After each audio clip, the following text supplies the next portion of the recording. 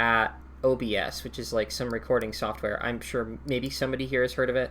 It's yeah, I used it for a while. Yeah, I hate it. It sucks, and it's so intimidating to deal with anything on there and get it to work. And I'm like, Streamlabs is a little bit easier. Streamlabs is easier. I don't know. I need, because like, this current recording thing, it's great, bless it. But I mean, like, I turn on this fan over here for 2 seconds and then it starts freaking out. So I was like, okay, I guess I can get OBS to work and yada, yada, yada. Long story short is I was like, hey, can you help me do that this week? And then Wednesday rolled around and I was like, oh, never mind. Sorry, I've got work today. I forgot. And then I didn't do it. So that's great. Outstanding. But regardless, we're recording with our sad, normal recording software for right now. And I guess we'll open on... let me do a couple things here to this map, actually. I'm going to move all of you guys into this map because I think that will just kind of help visualize some things. I'm also going to bring Harshnag in just because I want Harshnag to be hanging around. So are the three of us going into the secret thing real fast, or? You will be going into the secret thing. I'm going to do a quick introduction where... you basically tell Haster, like, hey, sorry, but I don't want any part of your business, and then you walk away from him. But don't do it rudely because we still want tattoos. You do still want magical tattoos, but... I was thinking of things that I'll bring it up later. Awesome, alright, and then this will be hidden. Oh, wait. I have a important question about Helio. You have, like, levels in Cleric. Did you ever take healing spells? Yes. I've been healing people. Have you not seen me? Honestly, no. Oh, goodness. And I guess my final question before we start, one final question. Shady, yes. Do you want Poe to just slink away unseen into the night? Or would you rather have a like proper send-off for Poe? Oh, no. She's not the sentimental type. Okay, all right. And I'm sure that comes as a surprise, but Poe is gone, and Jack will be introduced momentarily. But for the rest of you, for my 3 remainders, I guess we'll start the session. Let's get some ambiance. Let's get some ambiance. For Mia, since you're new around here, we have to call ambience. That is the rule. Has it been... Can I add more vowels if I like? Oh, yes. I would appreciate it if you did, in fact. I think that would make it better. Alright, I would like to call it au revoir ambiance. Ooh. Very spicy. I'm going to try... Alright, so just before we begin, to my OG group, this is the audio that has, like, the cell phone ringtone in it, but I'm going to try to power through, because I liked this audio enough where I'm gonna power through it without the cell phone audio, like whatever. I hate it. Okay. Has it been, how many days or how long did it take to get from Golden Fields to Amphale? Was it like a full day or 2? I would say, yeah, maybe about a day and a half. So does that mean Kirsten gets her chicken roll? Oh yeah, do a chicken roll for me. Give me a chicken roll. Chicken roll. Give me that 100. Although, man, I really hope we don't get 100. Run away. The last one was 67. You're getting there. Imagine if this session, if we rolled 100 on the chicken roll, again, something I'll have to explain to Mia in the downtime. If we got 100 on the chicken roll, that would be really, really fucked up this session. This would not be the time. This would not be the time for the 100 on the chicken roll. Not be the time. But... All I want in life is for it to be rolled a 69. It's rolled at 66, 67, 68 now. I thought you've gotten a 69 at least once before. I think she has. I think that you've gotten the... It was 96. It was 96. Oh, okay. Yeah. Well, you're getting closer. Alright. So, we will begin early in the morning. And you guys have just told Haster, hey, Haster, who I don't have a token prepared for at the moment, I'm going with you on this adventure, and I'm going to help you pack up your things, and then I'm going to get you out of here. And Haster says he's leaving by nightfall. So I'll let you guys decide how you're going to break it to him, as Haster will return back to his job of tattooing rich people with magic tattoos. Assuming that Finch and Vesper has probably walked away by now, right? I'll leave that to you guys, man. Because we think... We don't know that Helio actually wants to stay, so I gave him a bean, and then I'm assuming that we could just... Oh, fuck. You gave him a bean. That's right, yeah, you gave him a bean. That's, yeah, the Helio bean for safe has travels. 2 unregulated beans. 2 unregulated beans. Oh, God. But I feel like...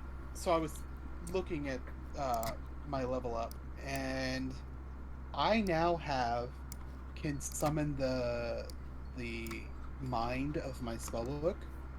Oh, that's so I was picturing fancy. he would be helping stuff get together, and his spellbook would start rocking, and then just like fly open, and this wispy little. It looks like a fairy, but it's not. It looks like a copy of him, but it looks like words are streaming up and spinning around it. Ooh. As if it's made out of text. Ooh la la. And it essentially tells him that he can't leave yet. Because he can talk to it. Ooh la la. Okay. Yeah. And so that's why he's decided to, oh no, I can't go anywhere because my book's telling me to stay. Okay, all right, works for me. But I will say, are you going to continue helping? Because Haster's having you, if you remember, he's helping you pack. Like you're helping him pack his things up after he finishes this last couple tattoos he's doing for these people. He's going to pack his things and make the journey up north towards Mirabar. Are you going to continue helping him pack, or are you going to? I feel like he would continue to help him wrap things up so that he's ready to go, so that he doesn't just leave him stranded hanging. So he would actually help him for the amount of time that it would take to actually pack them up. All right. And for my other 2, Vesper and Finch, what are you guys going to do during this time? I was going to ask Finch if she wanted to go to the tavern and have a drink while she identifies all of the loot that we got from Golden Fields and decide what we want to keep and what we want to sell. Sure. I'm going to be completely honest with you. The guy that runs the tavern, I don't like him. Can we steal his drum? I thought you did like him. Aw, poor guy. Oh, no, she does, but doesn't. He tried to upstage her. That's enough for her to not like him. Fair enough. Fair enough. We can see when we get in there how busy it is, and unfortunately we do not have the help of Poe anymore, so we will have to consider our I guess circumstances. But I think we should do this first, because technically Harshnag is waiting for us. Yeah, okay, come on. All That's right. what we got. So you guys will go inside the tavern, and I will have I'll be with you all in a second. As for Helio, you will help Haster for the remainder of the day, pretty much. I would say not the remainder of the day, maybe more like about half the day. He's got quite a bit of stuff just kind of scattered around. You kind of find odd vials full of weird inks and lots of different spell scrolls and books, different things like that, lots of different artifacts. He's got also a small tent set up behind his sort of workstation that you kind of go in and kind of dusty up a little bit, make sure it's ready to go. And it's adorned with very fancy artifacts from the Feywild. Each one gives you a brief inkling, a reminder of home that you were so close to returning to, but alas, tis not to be, at least for right now. And you kind of spend the rest of the day thinking, I would say, you kind of spend the rest of the day. I mean, I don't know if I was Helio, I would probably still feel a little bit like conflicted, you know, a little bit like man. But yeah, I'll let you decide how you spend the rest of your day mulling through it. But by the end, Yeah. Haster will kind of like, you know, begin cleaning things up, and he'll begin to kind of like look around for you as he kind of like gets ready to pack the last of his things together. Helio would fly up and be like, Haster? He'll put his hand out towards you, kind of like gesturing you to kind of like sit on his hand, and he'll say like, "Hello, little friend. What is going on?" Be like, I gotta go. I can't go with you. He'll look a little confused, but a little bit like he'll look a little confused, and he'll say, "Ah, but you seemed so excited to join me. Surely home. Imagine it. Ah, I mean, within 1 day, you'll be back within the rolling fields of the Feywild." Sounds great, but I think I got stuff here that I gotta finish before I can go. He'll look a little like, I guess concerned would be the right word. He'll say like, "Is everything all right, friend? Is there anything I can help you with?" No, I think we can handle it. But my friends need me, and I gotta go. I'm sorry. All right. He'll give you one final like pat on the head, and he'll say, "As thanks for helping me pack up, he'll give you 3 platinum pieces." Oh God. And he'll give you 3 platinum pieces. He will give you one again final pat on the head, and he will say, "If you ever need me, just get in touch with the people in Mirabar, and they can direct you towards me." And he will give you one final like bow as like a goodbye, and he will go back into his little tent and begin packing things up. And then Helio will look around as if to try and find his friends, and then just fly off in a random direction. Okay. I will say the last Also- direction you saw them go would be into the tavern, and I guess you probably could have seen it. You haven't seen them leave since, I would assume. Okay. Also, you weren't there for it, but I told Joe not to give Helio money. Well, now you have money. Because he's gonna turn into some weird, twisted version of the Tooth Fairy. All He's gonna right. fly off with his little coinage. With that, I will say that the rest of you guys can all, Kirsten, Joe, and Person, you guys can all go down to the secret channel and discuss things. Ooh boy, oh boy. I wonder what will be discussed. I will come down there after a bit of briefing with the gang, and I will identify the items for you, answer any further questions, maybe do a bit of like what has happened inside Tavern Yonder, and then we will rejoin this channel in a little bit. Sound good? Yeah. Yeah.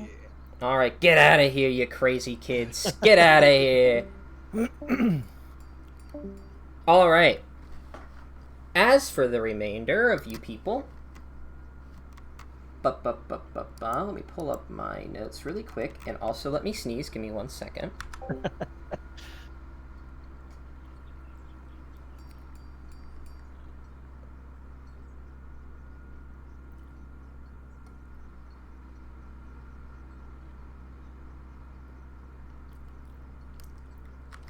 Alright, I have finished violently sneezing, so I return. Let me pull up. Shady, did you get a chance to read what I sent you? Yes, I did. Amazing. Alright. Mia, did you get a chance to read what I sent you? Yes, I did. Amazing. Alright. And have you decided how, if, like, you have any tentative ideas, if / when you and Kay's character would have... speak of the devil! Joining right as I mention her. Oh my goodness. Oh, That's I perfect have timing. impeccable timing. What can I say? That was, I mean, like, that was perfect timing. I'll give you that much. That was like, oh. Alright, but, have the two of you decided if/when your characters would have met? Maybe like just a general idea about that kind of thing. Because I let you guys both know that like, hey, you guys both spent time in the High Forest. You guys might know each other. Yeah, I think the decision we came to was generally that Liddy came across Ava as he was fleeing the forest, and after learning a bit more about the situation and in turn divulging a bit more about her mystery, they decided to help each other and set out. Okay, awesome. Does that sound right, Liddy? Or Kate? Yes. Yep. Sounds very good.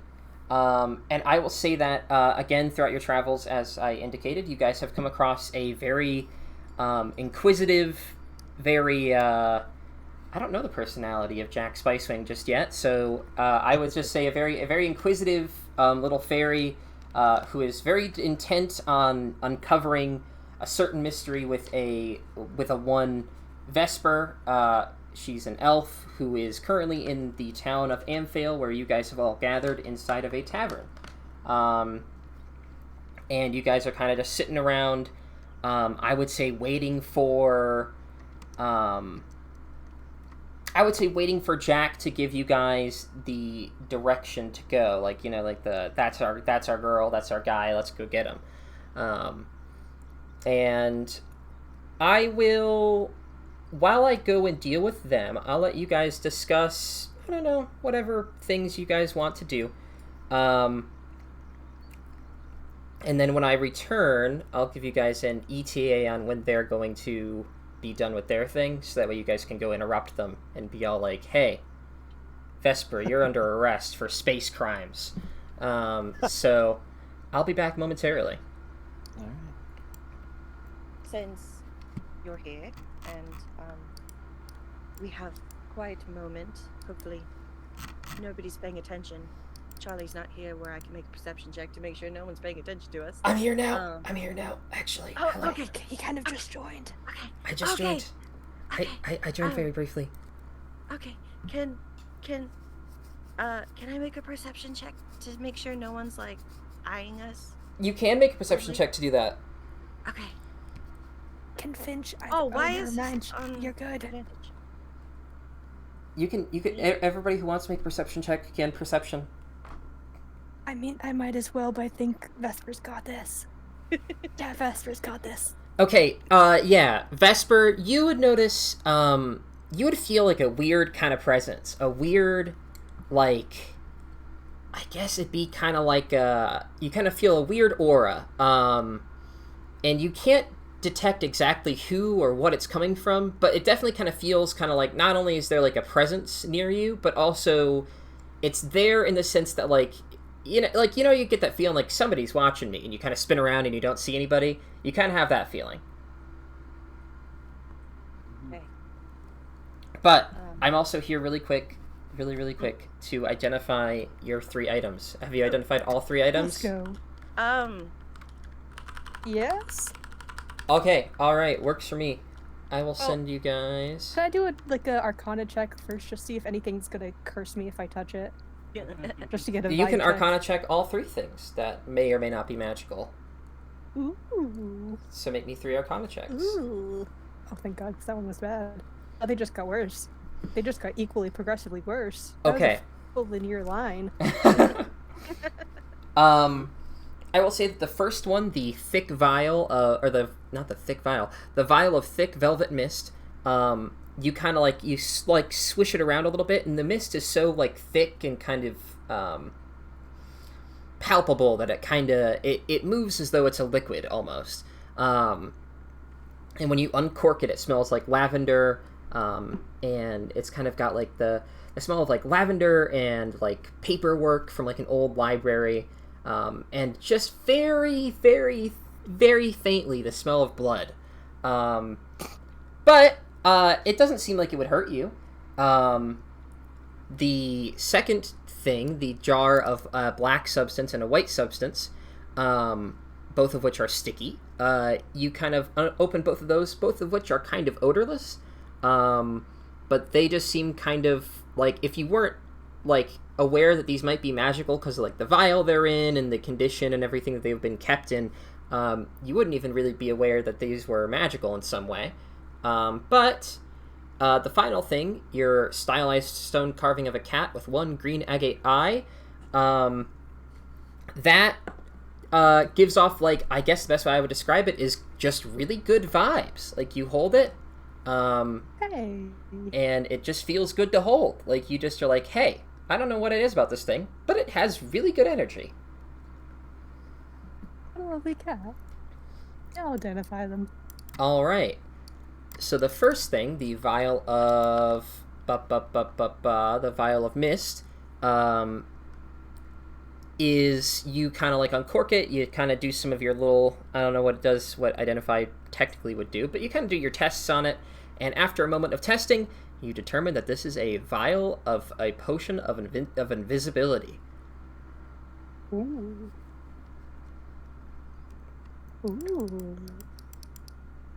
And I That's will gonna be say, fun. you guys do have a Lantern of Revealing that you guys have. I will say that you test it with, like, you kind of, like, take, like, a small droplet of the potion, you know, and you, like, dab it on your tongue, you know, and you go invisible for a second. You hold the lantern up. The lantern does not reveal this type of invisibility.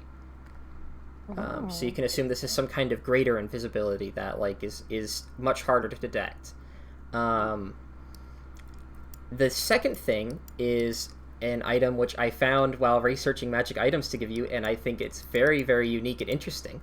You find one bottle of the Oil of Slipperiness and a paired bottle of Sovereign Glue. To basically define what both of those do, the Sovereign Glue is a substance that makes two things stick together forever, no matter what. It takes a very, very strong magic to get them to separate.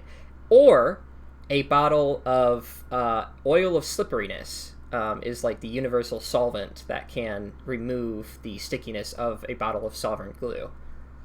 So you can force two things to be stuck together forever, and the only way they can be unstuck is either with a very strong amount of magic or with this paired vial of Oil of Slipperiness. And the final item is a Stone of Good Luck. Ooh. Aw.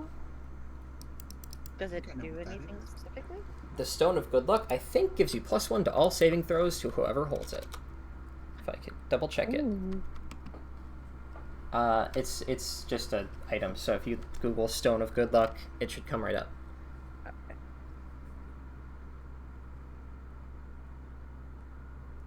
Requires attunement. Oh, +1 to saving throws and ability checks. Ooh. Huzzah.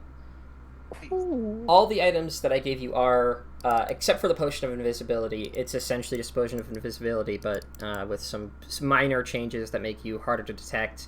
The Oil of Slipperiness and the Sovereign Glue, which I will put in the chat for you. Those are You both... say these are magic items that Helio should not touch. I don't think Helio should touch any magic items, but This is true. those are your two glues. You can Google both of those, and they'll do pretty much what I described. There's probably some caveats in there that I didn't mention, but essentially one of them super duper sticky, one of them the only way to unfix the stickiness, and it's also very slippery. So I'll let you guys play around with how you're going to use those. So everything else on this list is not magical at all and is just whatever. And then the 5 potions of healing, are those just like regular? Yep, just regular potions of healing. And I will say that everything else, as far as you could tell, like if you kind of did like a sweep of it, especially with those Arcana checks, nothing pops out. What about the oak wood box with peculiar symbols and inside are 6 turquoise figure? Make me an Arcana check. Alrighty. Would identify not work on it? I would say if you tried identifying it, it would pop up as nothing. Like, it would just say, this is a mundane item. There is nothing here. You look at it, you know, you pick each one up, and you kind of examine it real close, and you're looking at them, and, you know, these are very, very well crafted. These are amazingly well done works of art. Alas, they don't seem to have any, like, innate magical properties. You do think, though, like, if you kind of, like, you know, sit on it for a moment and kind of and kind of ruminate on it, you have this inkling that, like, this could be an important puzzle piece to something, like some greater magical ritual or spell, but you don't know what. I would say that it would be beyond your... I would say the only thing that springs to mind is perhaps some kind of communication or teleportation network. Okay. And that you could use this as sort of a, like, tuning fork in a sense. Like, you would place down at, like, the head of a teleportation network, you'd place this, like, one of the figures down, and that figure would correspond to a specific location. And I would say that with that roll, you would also know that if you could potentially find a teleportation circle, you could probably, with a bit of like, jury rigging, you could probably figure out how to get to wherever these destinations would correspond to. How big are they? They are pretty small, maybe no bigger than the size of, like, an average human thumb. Okay. Because with the new spell that I have, I can tiny servant, essentially animate it. But I was just wondering if I could use them as little, like, warriors, but they're too small. Had I known that, I would have made them bigger, because that would have been adorable, and I love that idea. But, Yeah, alas... If I cast them with a 4th level spell, I can bring 3 of them to life. It would have been funny, but it's okay. Alright, so, with that, now that you have all of your magical items identified, and everything else, have your discussion, and when you are done, just let me know, and events will ensue. Cool. So, Gotcha. That makes sense. I return. Hello, everyone. Hello. Hello. I have identified some items for them, and I have been informed about how the discussion's going. Actually, give me 1 second. I forgot to do one thing. maybe I should have it. Hey, really quick. I just wanted to get an ETA for them. How long is it going to be, do you guys think? Just so, like, I can prepare for that. No, I want to say no longer than 10 minutes. Oh, I thought this would take us like 1 minute. Aren't we just? No, I'm gonna spiel for a little bit. Oh shit! I got you. Okay, Yeah. I'll give you guys, like, I'll say to them 10 or 15 minutes, and then I'll keep them busy. Okay. I'll try to make it quick, but yeah. Nah, you're I'm gonna good. Take your spiel. time, man. Take your time, Okay. because we've got this extra hour, so we might as well use it. So take as much time as you would like. I just wanted to give them an ETA, but okay. Resume. Organ thing. I don't know. I'm back. Hello, everyone. Hello. I have been told they will take about 10 or 15 minutes, so Ooh, interesting. they will be discussing some things. In the meantime, in between time, I guess, I don't know if there's anything I need to clarify for you guys, because, I mean, like, everything, I think, should be covered within your guys' backstory. I don't think there's anything I super want to clarify 100%, unless there's something I missed.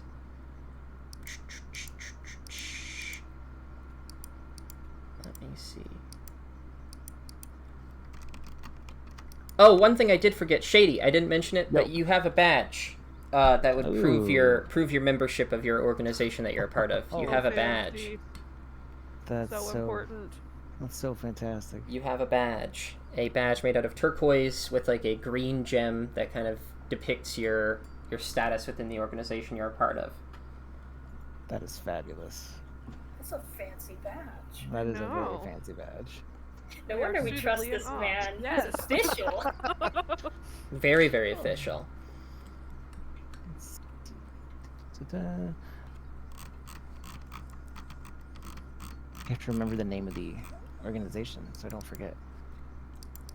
The organization's name, your specific subsection is the Vision of the Crescent Moon, but the whole organization as a whole is the Mithril Mountain Mithril Communion. Okay. The Vision of the Crescent Moon. Gotcha.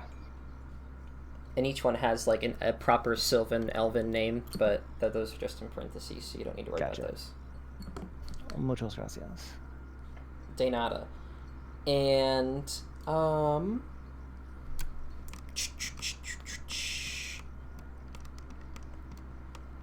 I need to see if there's anything else I want to double, triple check.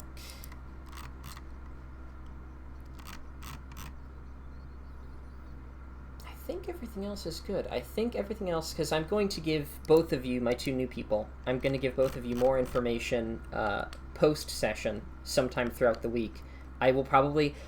one thing I'm great at is giving a date to you. I'll say like, oh, I'll give it to you on Wednesday, and then it will be 2 days late. So just assume whatever day I give you, at least a day after that. You will get it. You will get it. That's the important. You'll get it, but yeah, it'll be about a day late. So yeah, I'm gonna get to you guys with a lot more information about certain things behind the scenes. I'm also gonna have to read what Joe wrote within her massive document about the whole story, just to make sure if there's anything she didn't cover that I would like to cover very briefly. But there's also, I'm going to give you guys a couple of custom items and things like that, some very exciting things. Ooh, I like the sound of that. Yeah, that's always nice. Very, very nice. I'm going to give you guys some custom stuff. And after the session, I've got actually for you, Shady, I have that badge is going to have some specific properties to it that I have drafted out on a document, but I'm not 100% done with it, so I'm going to wait until I send it. Gotcha. Super deep. So yeah, your badge will have some super duper cool properties to it that you can use at some point, but the rest of you will also get some neat stuff. Some neat little goodies to play around with, and hopefully that will turn out well. Nice. I look forward to finding out what item I get to ruin things with. That was a joke, but...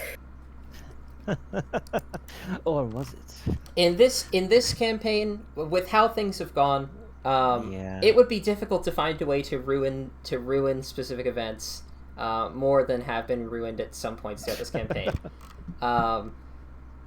Challenge accepted. I don't know, man. I mean, like if you go back and see the YouTube video where Helio plants a giant tree in the middle of a small town and kind of just ruins everything, I think that's probably the pinnacle of like destroying things. I don't think it could get much worse. I saw that, and I have to ask, was it one of the like magic beans from the bag of magic beans? Yes, you guys, so I gave them a bag of magic beans. Because in one of my other games we had that, and our wizard planted it inside Mordenkainen's magnificent mansion, and like exploded it. So nice.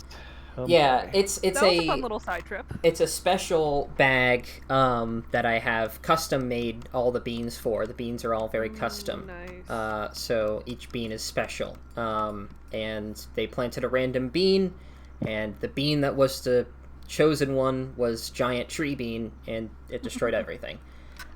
Speaking of other odd mythical things that they have found, way back in the beginning of the campaign, I mentioned to Mia, she was here, about the chicken roll. Oh, yes, the chicken. So Finch, our bard, has a pet chicken named Bruiser. Bruiser was found inside of a bag being wielded as a club by a goblin. And the party was like, I love Bruiser. I want Bruiser to be our best friend. And so they took Bruiser with them as their best friend. Little did they know, Bruiser has some special magical properties that they are only beginning to uncover. Oh man, I love this. And every day I have Finch roll me 1d100 to determine what Bruiser lays that day. Bruiser will lay an egg, and they will see what the egg does, if it does anything weird or special. As the campaign goes on, I'm sure Bruiser will cause absolutely no trouble and will be completely normal. There will be absolutely nothing wrong. Of course. Sounds accurate. Yeah, completely normal chicken, just living his or their chicken life. I love everything about that. And Liddy is going to love this chicken, I am telling you that up front. The only other thing, animal-wise, pet-wise, is they have a starfish. See, because so in Storm King's Thunder, there's a table that says, like, hey, here's what you can find inside of a giant's bag. They find a live animal inside of the bag, and I had them roll a D100 to see what animal was in the bag. And the animal was a starfish. And there's a starfish character sheet that I really hope someone uses at some point, because I love it to death. Can everybody see it, actually? I wonder if I showed it to everybody. I think I saw it when I scrolled up a bit. Okay, it should be under Finch's Friends, because that's just where I keep my animals at. So what I'm hearing is that this group has really good luck finding pets inside of bags. Yes. Bag-based pets are very good. Yeah, so they have a bag of salt water with the starfish in it. Oh my gosh, I love it. And it's just the starfish. It does what it says on the tin. But I spent, like, so I was at work a while ago, I was within the last week, and I thought, like, man, it'd be really funny if they threw the starfish at a guy and the guy was blinded and the starfish just stuck to his face. I don't know. So that was the entire, the whole reasoning behind the starfish character sheet, which is a single target blinding throwing weapon that you can throw at things. Well, what I'm also seeing is that the starfish is star-shaped and turquoise, so what I'm saying is we basically have two very official badges. Oh my gosh, yes.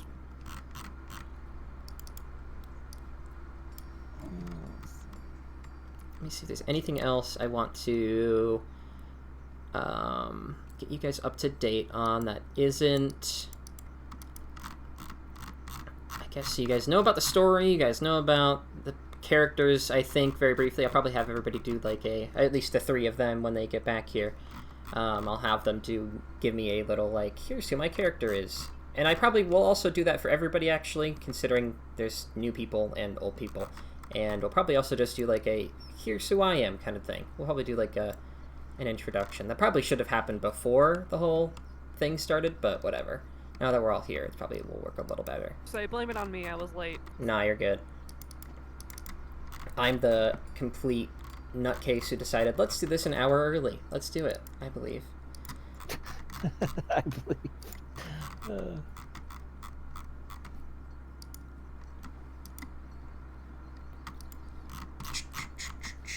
So, let me see if there's anything else. I think I'm good. Although, man, I'm going to be curious to see how this group gets along. And I'm also going to be curious to see where this group goes. Oh, there it is. I swear, it's like an ice cream truck. Yeah. Yeah. I think that's just a really annoying flute player. Yeah. I think it's like an ocarina or something, but the problem is the problem with me is, right, and this is why I referred to it as a, like, cell phone ringtone, is, like, it's just like, the problem is it's a little too clear and it's a little too loud. It kind of, like, cuts over all the other audio a little bit, and it just sounds digitized. Yeah, it just sounds like it's coming, like, it sounds like it plays, I don't know, it just sounds so weird. And I don't like it. It does not fit the rest. I would prefer just the, like, listen. Oh, doesn't this ambiance feel good? I love it. Question. Yes. How do we feel about accents? Like, too hard to understand through Discord, or go ahead and go for it? Go for it. I mean, you've got Shady in here, who has, on multiple occasions, given us very, very interesting voices. So go for, give us your wildest, and I am totally here for it. If we can't understand you, then... I mean, it's not that wild, but... Because I am substantially less wild. I can do, like, 3 accents, one of them decent. So I will attempt... I will attempt to give each character a unique voice, and fail most sessions. Alright. But... We've got a lot more to give voices to than we do. Yeah. Could we get a lot more practice? Yeah, but regardless, I think voices are very good. So go for it. Cool. Give it your best. I don't don't think I'm gonna do a voice, so warning for that also. It might be hard to distinguish whether I'm talking in character or not. You are totally fine. Do not worry about it. The only way we can determine if Kirsten's talking in voice or not is how sassy she is, really. That's kind of... the level of sass kind of determines whether or not we're in character or not. You can kind of tell, which I love. I adore that, but...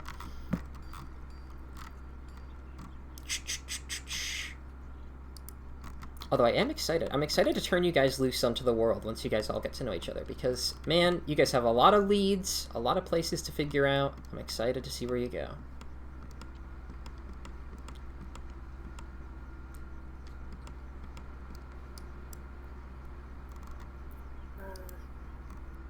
I also probably should have asked when the whole group was here, so I will probably ask again, but I cannot resist editing things in a meme editor.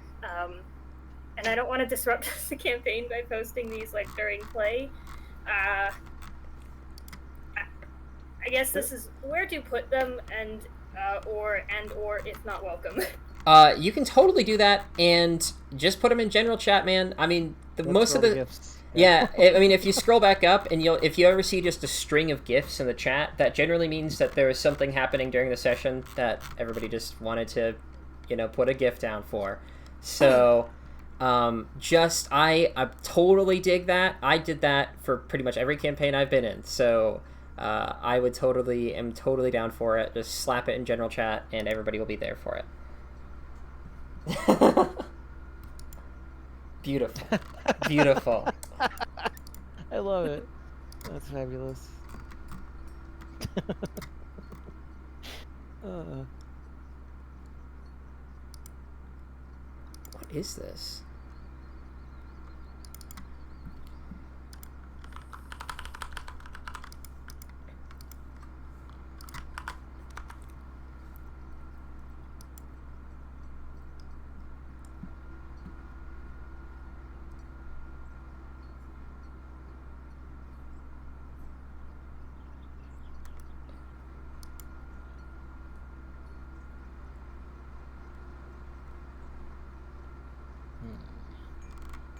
Oh, I didn't know this thing existed, but now that I know it exists, I know I'm gonna throw it against you guys at some point, because I love it.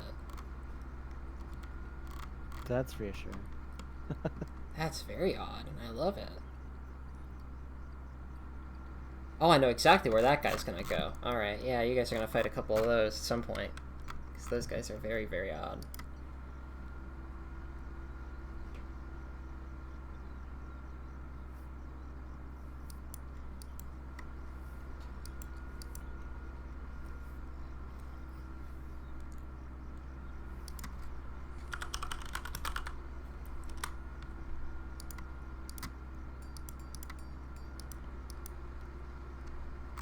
I guess, yeah, it doesn't exist. That's really weird, how they would include that in the book and then not give me a token for it. That's odd.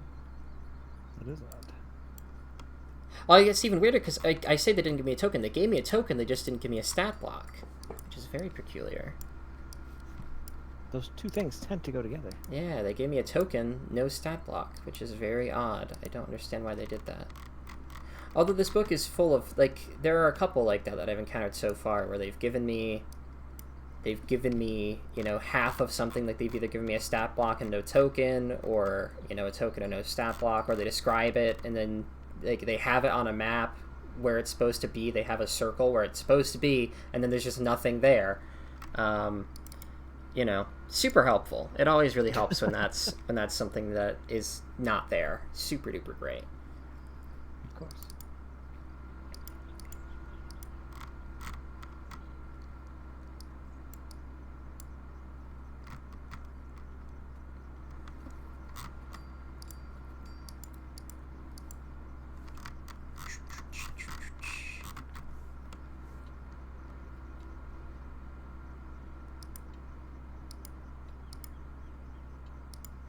What is this?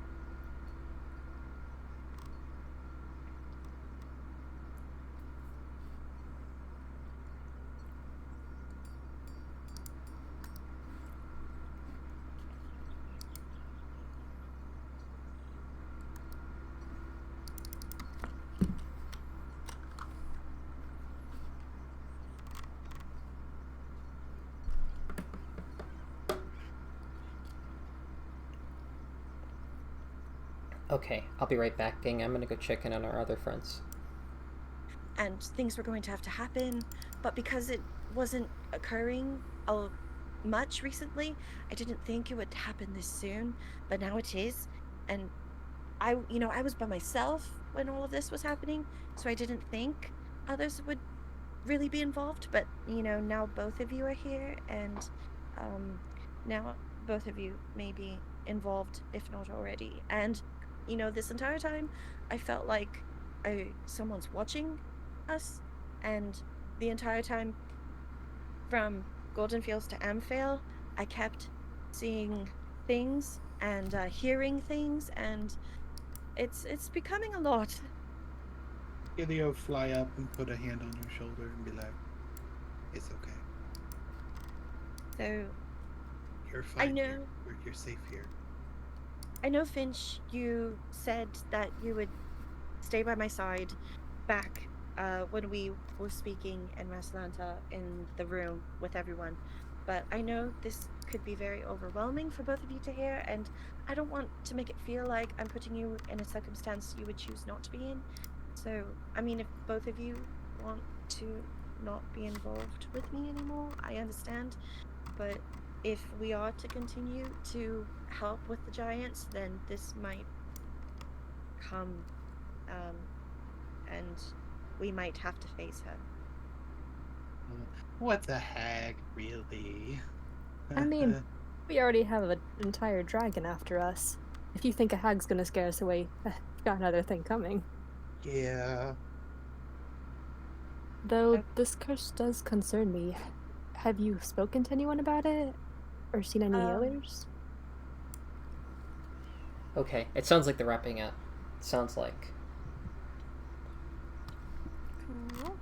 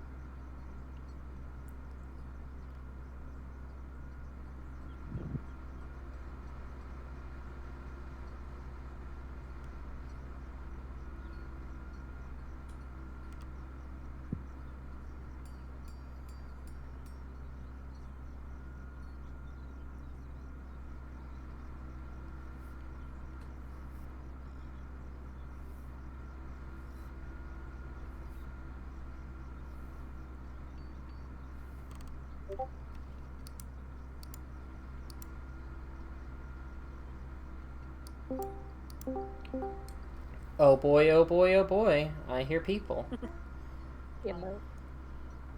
Alright, hey. I hate to ask you guys to leave once again, but I'm gonna have you guys leave just for a second with me, because I need to know one thing before we start. Okay. Manu. Okay, really quick, I just want to know what you guys talked about so that way I can know some things behind the scenes. Basically, I told them about how I am, to Vesper's best understanding from what she's been told her entire life, she's cursed by a hag. Just a hag, a night hag. And the appearances of like her circlet and her eye makeup are because of that connection. So that in the future, maybe she might show up and like this. Oh, I also told them about my arcane focus and the magic that I've been receiving, and the fact that she is afraid it has been tainted by the hag, and that's the reason why it has the two streaks on it. I didn't pull it out and show them. I just said it. Okay. Seen it, but Finch hasn't seen it. But I didn't want to pull it out in the middle of a crowded tavern. Right. Okay. I think that's basically it. Okay, that's all I needed to know. I don't know if you remember this, but you allowed Helio to have one of Tasha's spellbooks. Yes, I remember this. Yes, and he brought that out and talked to her about how Tasha was raised by hags, and there's a connection there, I guess. Okay. That he was saying. All right, that's all. Okay, all right, we're good. Of course. Okay, all right. Hey, I need Monsieur Jack Spicewing to give me a Yes. perception check. Perception check. All right. Well, Ooh. here I Perception. am, not even having my Coming in character hot. sheet open. For shame. All right.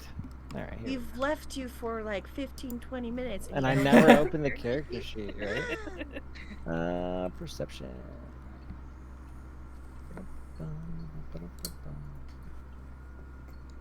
All right, good to know. So, like I mentioned to the three of you, my three new people, well, two of them are new, one of them is new in spirit. You guys arrived, I would say, pretty early in the day in the town of Amphail, and you guys have, at least the two of you have been told by Jack that the target of his investigation, again, one named Vesper, will be coming through town soon. And she will be accompanied by two accomplices, one of which I think Jack knows. Am I correct in saying that? You know Helio? Yes. Okay, awesome. Yeah, one of which Jack knows. And he has rented a room in the upper floor of the tavern, and he's been basically just standing there eyeing out the window, looking at every single person that happens to go by. And in a little notebook, you guys will see Jack kind of jotting down like descriptions of every person that walks by. A very little notebook. Very small notebook. And like the curtains are drawn almost perfectly closed, but there's still like just a small bit where you can see out. And that's where Jack has been doing his work. And the two of you have just been kind of sitting there, kind of like, kicking your heels, waiting for something to happen. And I would say about midway through the day, Jack, you look out the window and you see what looks like Helio. You see Helio packing. And then it all clicks. You must have missed Vesper and the other accomplices entering the tavern, or at least some other building in town. So you kind of go around and you kind of hunt around for a bit, and you eventually locate Vesper and Finch sitting at a table. And in a moment of quick thinking, you establish a small little, like, I would say you use a bit of magic to, I won't specify what it is, but you use a bit of magic to kind of like try and listen in on whatever conversation they're having. And you plant it somewhere where, like, nearby them, and you kind of just go back up to your room and wait for a while. And a while later, you see Helio flutter in, and you kind of can tell that they're all talking down there, but unfortunately, I would say that your magic fails you, and you cannot discern exactly what they're talking about. But you know that they're down there, and you know that by, I would say, the evening, they all kind of wrap up their discussion. They're all kind of like wrapping up, getting ready to go. They're like, packing their bags, paying for their drinks, getting ready to leave. And it is at this moment when you decide it's time to spring into action. You've gathered as much information as you can. They're just downstairs. You're ready to cause a scene with your two friends. So I will let you get right to that. Oh my god. Where is Helio at the moment? I would say they're all sitting at a table. I don't have a map of this tavern. I totally should have made one, but I can describe it to you as best as I can from what I understand about it. So there's it's a main tavern, like a main room with a cobbled floor with lots of like big tables, each with like benches corresponding to each one, and there's just tons and tons of people sitting at these like two big long tables with tons of food being served. And along the wall there are different like heads of like local game and like other small like beasts that may have been slain, and there are tons of like targets and other symbols on the wall, each one with a dagger perfectly stuck right in the middle of each like thing, like it's as though somebody threw a dagger and perfectly landed it in the center each time. Okay. And the person that owns this tavern, whose name I must pull up right now,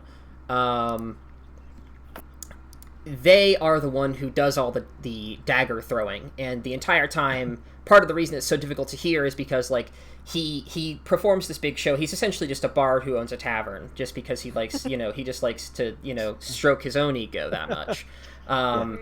And he just Shamblestar, thank you, something Shamblestar. I don't remember his first name, or if that was his first name. I'll pull that up. I wrote Frath. Frath, yes, that's it. Frath Shamblestar. He inherited it from his father, who is a more soft-spoken person, but who is very good with a throwing knife. He inherited both the throwing knife ability and the tavern, and then decided he was going to become famous in the process. He puts on a big old show for everybody in the tavern. And like, you know, it kind of goes like every about 5 minutes he'll like get up on top of a table, do a little dance, and then toss a dagger at like one of the things on the wall, and everyone will cheer and lose their minds when it perfectly lands in the center every single time. And, you know, the drinks will be shared and spilled, and everybody's, like, having a grand old time. But surrounding this main area, there are a bunch of smaller alcoves. And I would assume that since this is a conversation of a bit more discreet nature, they are in one of the alcoves surrounding the tavern itself, which are these 3 or 4 little not black, but like brownish pillars surrounding the main tavern building. So they're in one of those, and you guys are on the second floor of the tavern, in one of the many rooms that the tavern has, which is like lavishly furnished, very nice, cozy. It's a bit small for the three of you, but you didn't plan on staying the night anyways. You just wanted it as a, like, you know, a place to stake out your operation. I don't need much space. Yes, so Liddy's pretty compact too. Ava is not big, is what I'll say. Yeah, so you guys, it's still, I would say, is a little small, but I mean, you know, considering you've got, you know, 3 people of average size or smaller, you guys are decently able to fit in just fine. And like I said, I will say that Jack will spring up in a moment and will like declare that now is the time. You guys must begin your investigation, and I will let you guys go loose. Go free, my children. Right. Before we do, sorry, Jack, in our conversations, would you have told Liddy and Ava, like, is this person that we're going after, like, your lead suspect, just a source of information? Do we think they're dangerous, or... They could possibly be dangerous, and they may be the key to everything that's happening. Okay, but we're not immediately, like, aggressive on them, necessarily. Jack will tell you. He'll give you some instructions before or when we get started. All right, go free, my children. All right. Cause so problems for me. Jack, upon seeing everything that's going on and bring into the action, will flutter up in the air in front of Liddy and Ava and say, all right, you two. Now, I will need you to follow my lead. Did you find your clue? You might say that. So, what I need you to do is stay here and keep an eye on me. I'm going to go down there and confront them. Question. How are we supposed to keep an eye on you when you're downstairs? The floor isn't see-through, Jack. Oh, how astute of you. If you could perchance just peek out the door and have a look downstairs, and you know, follow me with your eyes as I head down there. All right? Okay. If I look out the door now, if we look like down the staircase, can I see the main tavern? Yeah, you can kind of like leave your room, and there's like a small little spiral staircase that leads to the main tavern. And you can see out into the main thing. There's just a bunch of people partying and having a good time. There's a very flamboyant barkeep standing on top of a table doing like the Russian Cossack dance as he's throwing knives like every which way. And everybody's just having a really good time as they're kind of like cheering and clapping and just having a grand old go.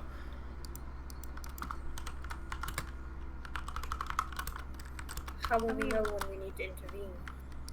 Well, if things should turn violent, as I hope they will not, I of course will be defenseless, so it's really up to you two to protect me. Are you up to that Would task? it be easier if we just came downstairs? I hate to interrupt really quick, but I just wanted to note it that this is the music that's playing in the tavern currently. Continue.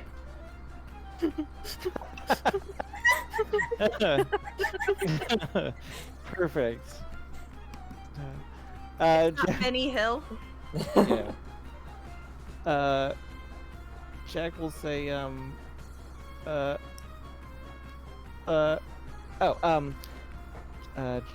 Jack will say, well, if the two of you come down right away, I'm sure they'll notice you, and you'll draw attention to the stairs.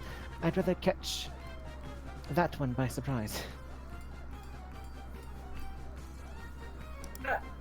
How can I ask how common are fairies in this? Like just around town? Around town, non-existent. Around where you're from, I would say slightly more common. You would be used to interacting with fairies where you're from, but like you could easily ascertain that like it's not common for most people to see fairies like generally out in the world. All right, Jack.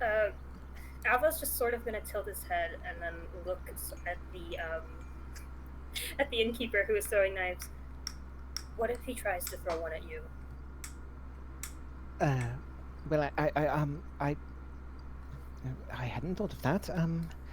I suppose I'll attempt to dodge it. And hope that the hand of my queen protects me.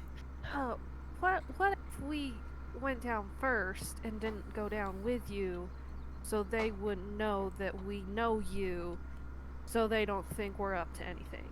Ha! You see, but what if they know that you know that they don't know? And in doing Don't so, know what. I don't even know at this point. Very well, I will wait here calmly, and but know this: should anything go wrong, I will be at your side. Right. Liddy still kind of has a confused look on her face, but will kind of turn towards Ava and point downstairs and shrug. Don't worry, you'll be safe as long as you're with me. But I thought you're you said you staying were behind. defenseless. Well, defenseless, yes. Well, except for this. And he'll flash the badge. Right. So I'm sorry. Is the badge tiny also, or is the badge like a normal size? I will say the badge is magical and it resizes to the shape of the to the size of the person. As much as I would love to have a You just tiny have to look badge closer. or You just like have a to look bigger very badge. close. See, just get closer and you can see it. Yeah. Right.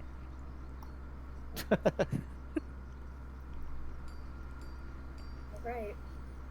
And yeah, Ava will probably absentmindedly take Liddy's hand as they go downstairs, just sort of like he's leading her, although it's very clear this is not a conscious action. Yeah, she lets it happen and is looking very in awe of the whole display that the barkeep is doing. I will say that, like, as you guys descend the stairs, he'll kind of, like, shoot you guys a small, just, like, a quick look and, like, give you guys, like, a big, wide smile. Like, he'll kind of, like, gesture towards you without saying anything, but he'll kind of say, like, this one's for you, and he'll point a knife towards you, and he'll kind of, like, throw it at, like a target up on the roof, and everybody will, like, lose their minds again, super-duper loving it. But then he'll kind of just go back to, like, doing the same routine to other people in the crowd. He'll drop Ava's hand long enough to just, like, clap for a minute or for a second or two, and then take his hand again. Ava's, like, quietly muttering, I thought he was going to throw it at us for a second. I'm glad he didn't. Do you think he would have hit? I mean, he seems to have very good aim. But I can't imagine it would be very good for his business to throw knives at customers. Well, we aren't animals right now, but we are sometimes Right. animals. We'll have to be careful about that, I guess.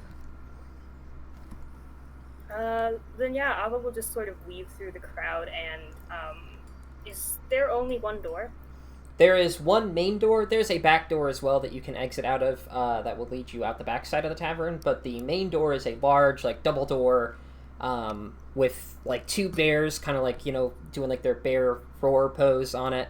And they just, like I said, it's a double door that leads out.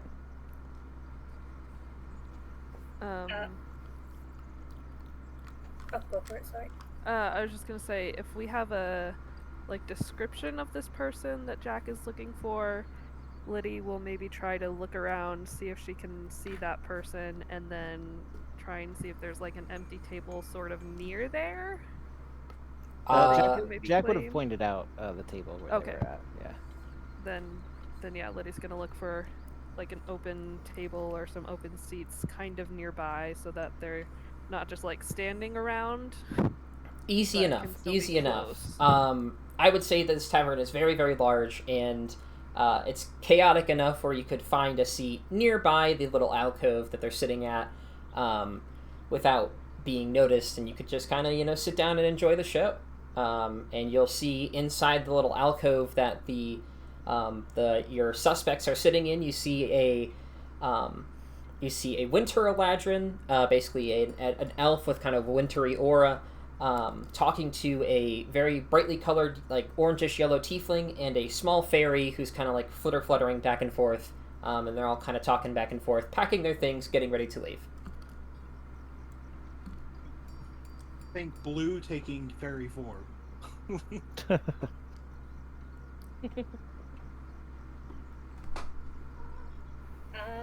Then yeah, Alva will also sit at the same table as Liddy and just sort of wait for whatever Jack's gonna do.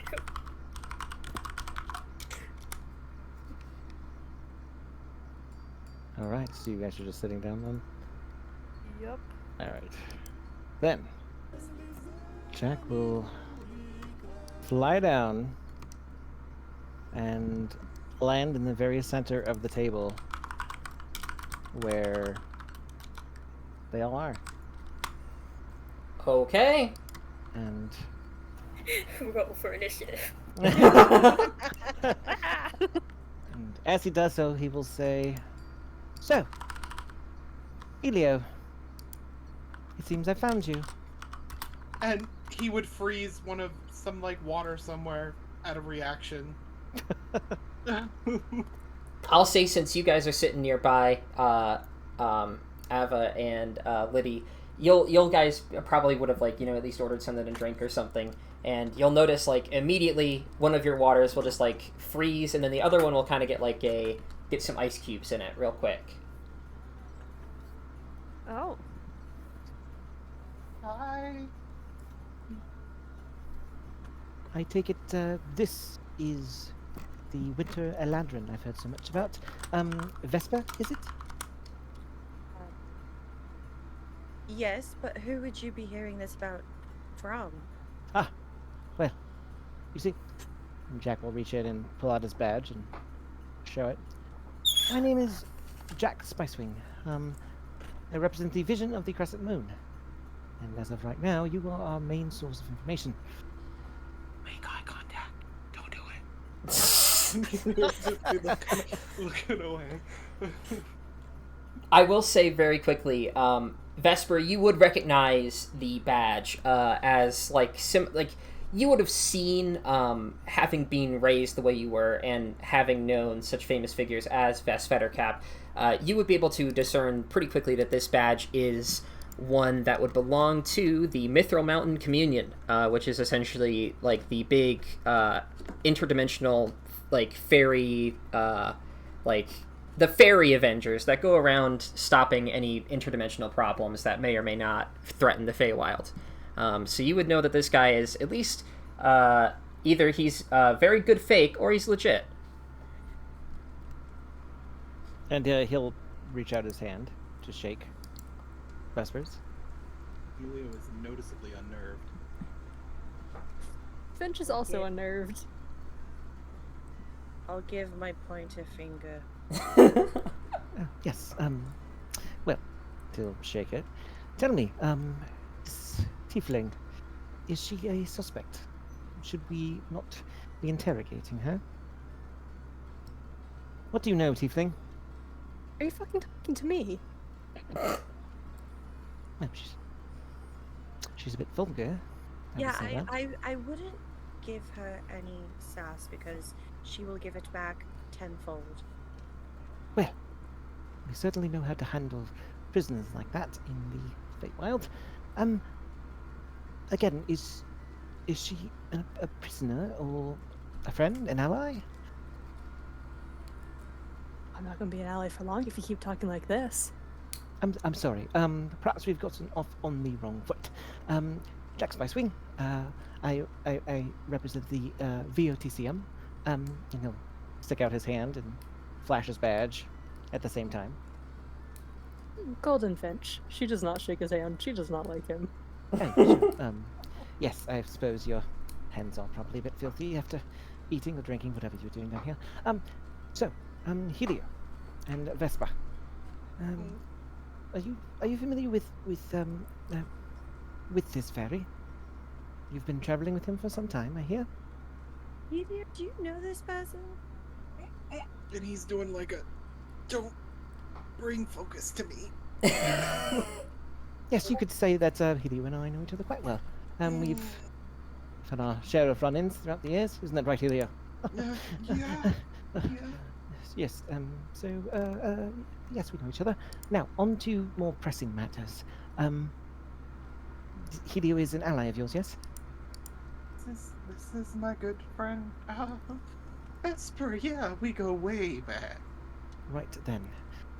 And he'll pull out his little teeny notebook and his little teeny feathered pen. Wait, he perk up a little bit. What there? Oh, excuse me. I just need to note something right quick. Very well. Okay. Now, if the two of you could perhaps tell me everything about the troubles that have been brewing here on the material plane. But why don't you start by telling us what it is that brings you to our table? Oh, I thought I'd made it clear. I'm sorry. I am investigating matters of great importance. You see, the Queen herself has tasked me with getting to the bottom of the nasty business that happens to be going on here. What's the Queen want? What does she care about what's going on here? Well, it is not for us to question the Queen, now is it, Helio? I suppose you wouldn't have learned that yet. But please, if you could go into great detail about what has gone on, and the Tiefling is welcome to speak as well.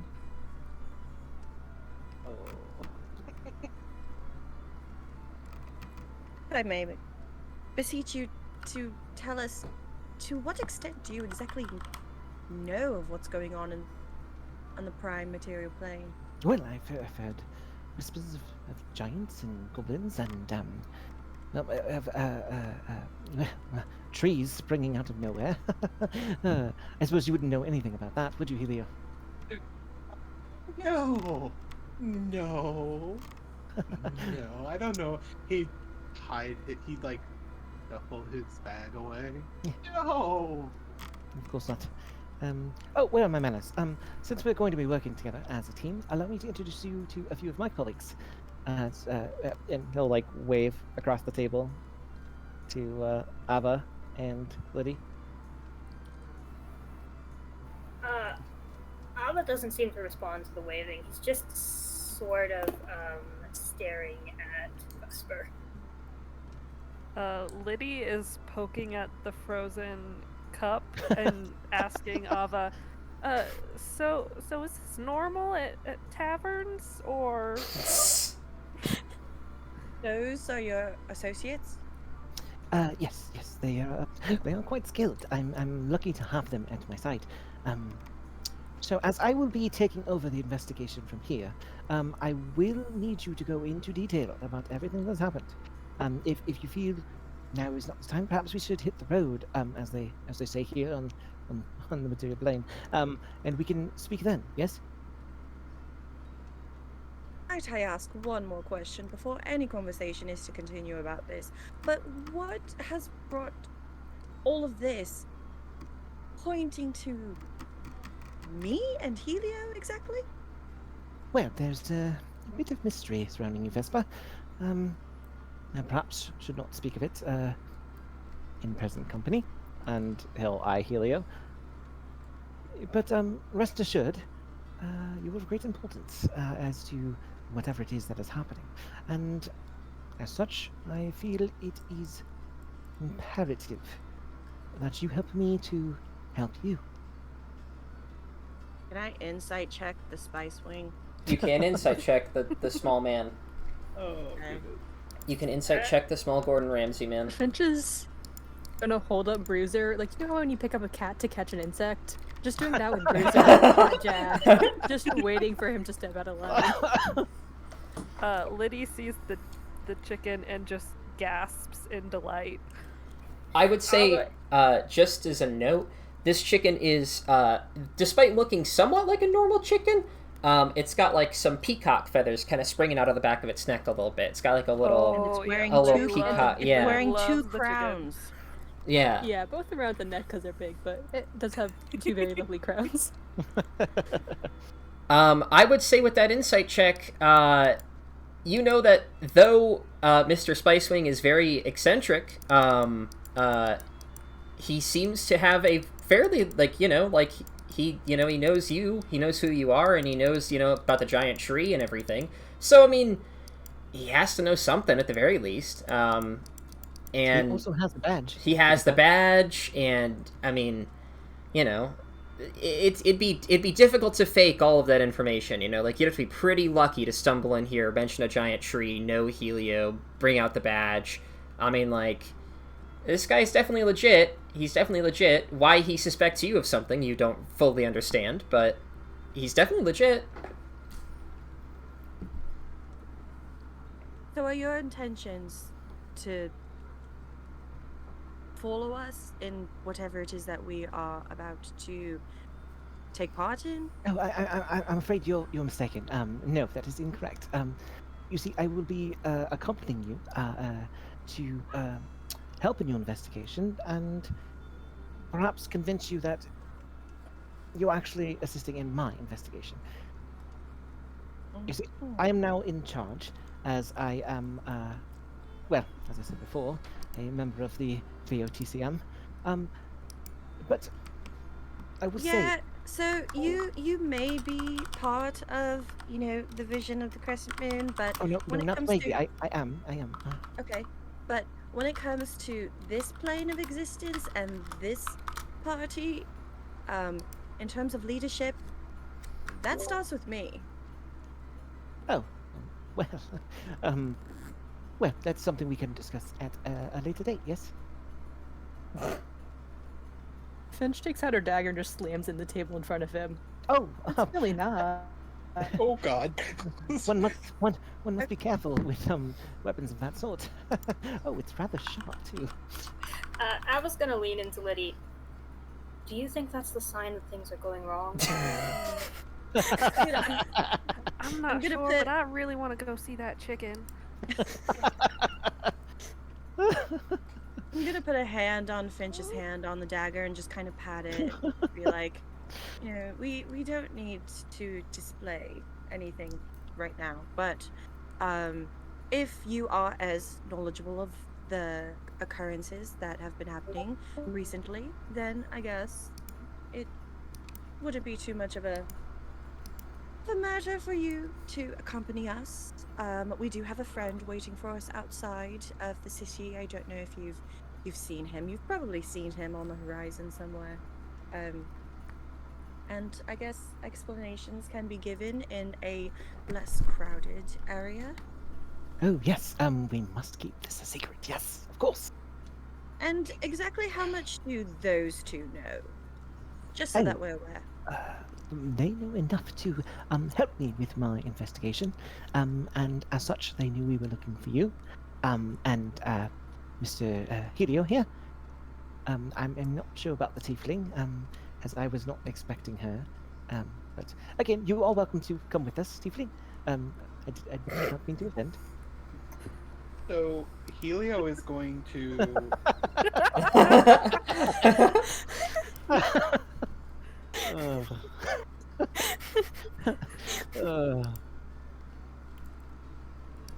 They're very official, let me tell you. Oh yes. And you are in full trust of both of those. Why, I would trust the both of them with my life. And you've known them for some time? Oh, quite some time. I imagine it's been... Why, it's probably been at least a few days.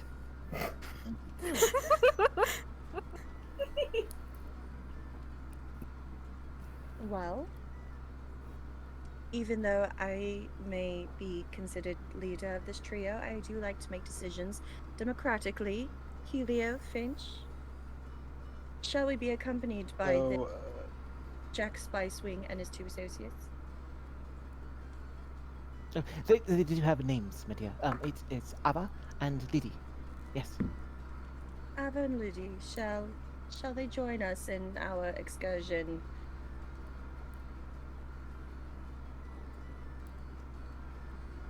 Helio, you will of course vouch for me. Helio has been shuffling closer and closer to the edge of the table, and dead on casts light on the first object closest to him and bolts. Oh shit! Do we see where he went? I mean, I'll say you could make a perception check to see if you could determine where Helio has gone. Oh no! Can I also make that check? You can all make that check to find Helio. Oh, yes, definitely.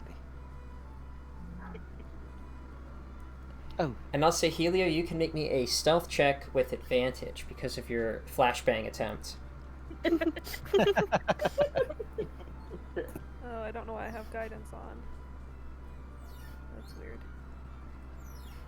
No. Oh God, no. I will say, Finch and Ava, you guys see you see like as Helio like throws the flashbang down on the ground, and everybody's kind of like blinded by the light for a second, like it's too bright. You guys kind of like readjust your like focus for just a second, and you see Helio shoot straight up and like hide amongst the floorboards. You'll see kind of like a blue ball of light kind of squeeze like right into the floorboards, and you'll see kind of like a small face peering down, like looking and making sure the coast is clear. That is so him.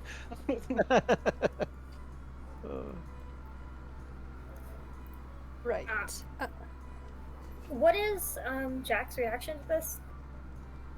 Did Jack notice? I'm sorry. Has he gone to meet your friend then? I'm gonna put my hand covering my mouth and just whisper, Helio.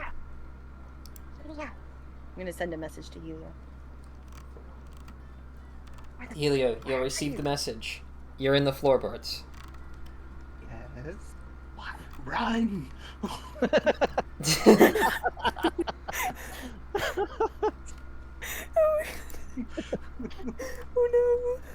You know, I just remembered that Helio said he did need to run some errands, and we were about to go run some errands as well before we go meet our associate hanging out outside the city.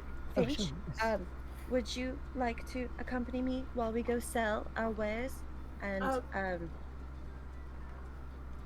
Oh, sorry, but at this point, I think Ava only half understands what Vesper is doing, so he's going to sort of interrupt and be like, there aren't any errands you can do in the floorboards. Oh. Oh. I'm sorry, the floorboards. I'm a little confused. He's looking straight at Helio. Oh God. I'll have you know, dust collection is a very important errand that must be done. You know, but anyways, keep going. Someone's So gotta very do it, you know? Noble sport or profession. Thank you very much.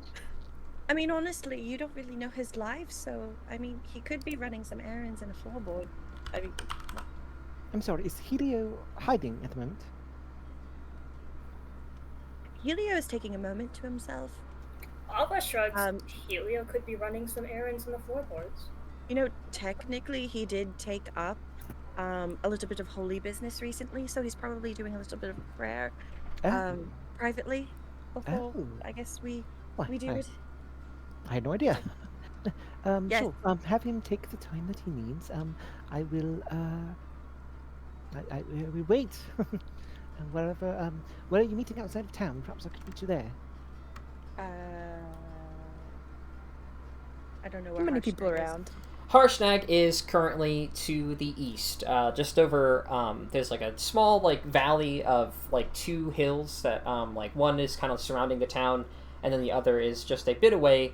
There's a small valley where Harshnag has set up a small like bedroll, well small for his size, but very large for you. And he's just kind of curled up, taking a nap. Okay, I will say this. We need to go sell some things before we head. If you head due east with your compatriots here, you will not miss where it is that we are going to be stationed before we leave. By the end of the day, I would assume we're going to be leaving before the end of the day. So, I mean, if you're not there by the end of the day, then we will go on our journey and, you know. Very well. I must ask that you do not leave without me, however. It will take a little bit of time to be able to relocate you, and as of right now, we know where you are, and it would be in your best interest, I must say, to wait for us. Can I insight whether or not she actually intends to wait? Yeah, you can insight. I mean, correct me if I'm wrong, Vesper, but I think Vesper is pretty true to her word most of the time, and I think that she's pretty true. I think that if you meet them outside town where their compatriot Harshnag is, you will be allowed to come. I mean, I say what I say, and I said if you're not there by the time we're ready to leave by nightfall, we're going. Then yeah, you think it's pretty true. We work on my time, not your time. Not yet. Actually, it would be the Queen's time. We'll have more conversations about that. Oh yes, we will certainly. Yes, Finch, shall we go and we'll meet the three of you later? I'll hold my finger out to Jack one more time. Oh yes, it was a pleasure. We'll speak again very soon. Yes. Liddy kind of waves as they leave. And she'll like let Bruiser nip at Jack a little before they leave. Oh, oh, best control your chicken. I'll say Control your when well, first of all, oh my goodness, the sass. But second, when Bruiser Bruiser gets close enough and Bruiser sees the opportunity, Bruiser will not only go for a little nip, but you'll see like a small, just a little tuft of fire will kind of like come out of Bruiser's mouth and will kind of like singe. As Liddy's waving, she'll call out, "I like your bird." Thank you. When Vesper and Finch get outside of the tavern, like away from sight from those three, she's just gonna be like, "Oh my god,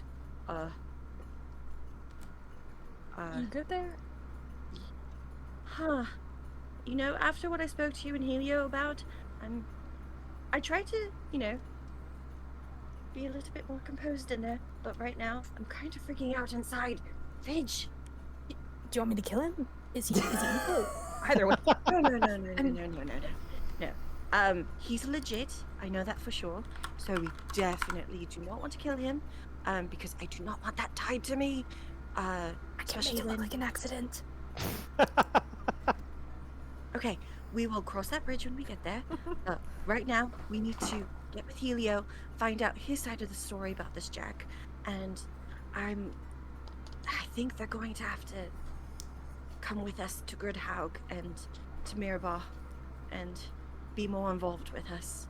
I mean, which would be quite helpful now that we are without Yeri, Poe, and Lady Agatha. So, it's actually quite nice that we are getting more. And I mean, you know what happens in combat. You know, can't really, you know, watch over everyone. Oh, okay, so we are killing him. Again, Look, Vesper, I'm a healer. Helio, I don't know when he's healed someone, but I doubt he's healing Jack. All I'm saying is, if you want me to not heal him, that's something I can do. We will find out exactly what it is that he knows and the things he has on us, and by us I mean me in particular, and then we will figure out what it is that we are going to do with that. So let's go sell these things and find our little fairy friend. All right. Okay. You're saying he's very small. He'd be easy to get just somewhere. Again, we will cross that bridge when we get there. All right. I'm assuming Spice Wing and Company will go over to Harshnag's sleeping location, and the rest of you guys are all going on a little shopping spree. Well, we just wanted to sell all the stuff that the loot that we got from Golden Fields. I separated it out from everything else. Okay. And Finch said the reason why we took a little bit longer in that little secret talk was because we were organizing loot. And Finch said that she could try to barter and possibly try to get a little bit more money from the loot than what you listed in the loot list. Okay. All right. Works for me. Just tell me where you guys are going. I guess I know where you guys are going. So is Helio going with you guys, or is Helio staying in the floorboards?